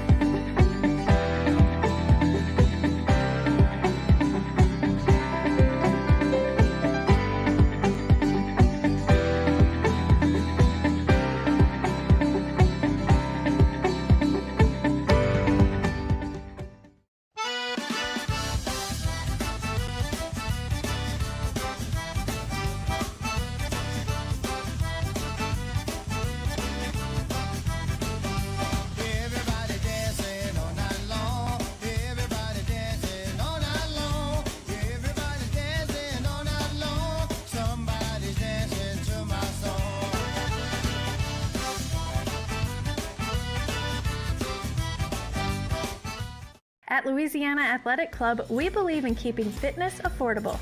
We're proud to offer the most extensive fitness options in the area, all at an unbeatable price. From group fitness and childcare to heated pool and family-friendly amenities in 2 convenient locations, we've got everything you need to stay fit and active as a family. Join Louisiana Athletic Club today, where quality fitness meets affordable pricing and everyone can thrive. Find your fit at louisianaathleticClub.com. In Central Louisiana, you might see me at the ballparks or soccer fields, or we might cross paths at the grocery store. I'm your local Farm Bureau insurance agent, your local expert when it comes to protecting what you love and depend on. I'm Jason Hawk. Learn more about how Farm Bureau insurance can save you time and money. So talk to Hawk at 318-791-HAWK and let me help you protect your biggest investments. Real service, real people. Farm Bureau Insurance. The Rapides School-Based Health Center brings healthcare straight to your child at no cost to you. We provide comprehensive physicals, wellness checks, sick visits, sports physicals, immunizations, behavioral health counseling, and more. Our licensed medical providers, nurses, and social workers are ready to care for your children with no out-of-pocket cost to families or the school board. Our purpose is simple: keep students in school, parents at work, and help students thrive. Sign up today and help keep Rapides healthy. A hot and steamy au jus is the king of dips. It enhances the flavor of everything. Roast beef, onions, cheese. I would dip everything in au jus if I could. Everything. Take it from a real firefighter. You gotta come and try this new French dip sub. Are home problems turning your life upside down? Trust Southern Air Cooling, Heating, and Plumbing to save the day. From keeping you comfortable to plumbing repairs and even generators, we do it all. Southern Air Cooling, Heating, and Plumbing, your one-stop solution for AC, plumbing, and generators. If you need us to save the day for you, call Southern Air Cooling, Heating, and Plumbing or visit us online at southernairnow.com. Yeah, so what happened out there tonight? We struck out at home with leftovers, then we remembered walk-ons. What effect did the situation have? Spirit soared. Nick took on a burger. Jen obliterated her ribeye po' boy. And speaking of spirits, Laura even scored a real tasty cocktail. She needed that. Any lessons learned today? Yeah. Head straight to walk-ons. Scratch-made dishes, wall-to-wall TVs, craft beers, and cocktails. Walk-ons for the win.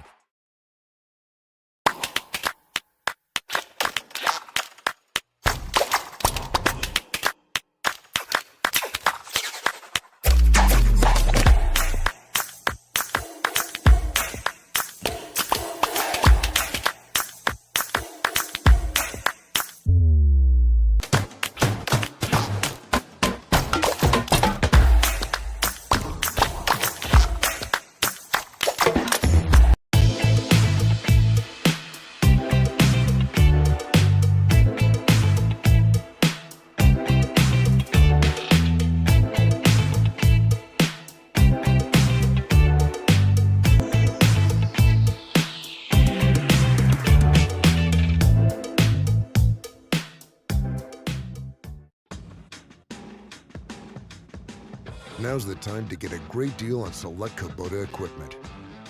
As the #1 selling compact tractor in the U.S., they offer the versatility and reliability to get the job done right all year round. Right now, bring home select Kubota equipment with 0% financing available or save up to $6,000. Find a dealer near you at LouisianaKubotaDealers.com. When something happens to your car, you might say, "Ugh, come on! Seriously? This is so extra." But what you could say is, like a good neighbor, State Farm is there. your local State Farm agent is available when and where you need them, online, over the phone, or even in person. State Farm agents are here to answer your questions and help you file your claim. This is so extra.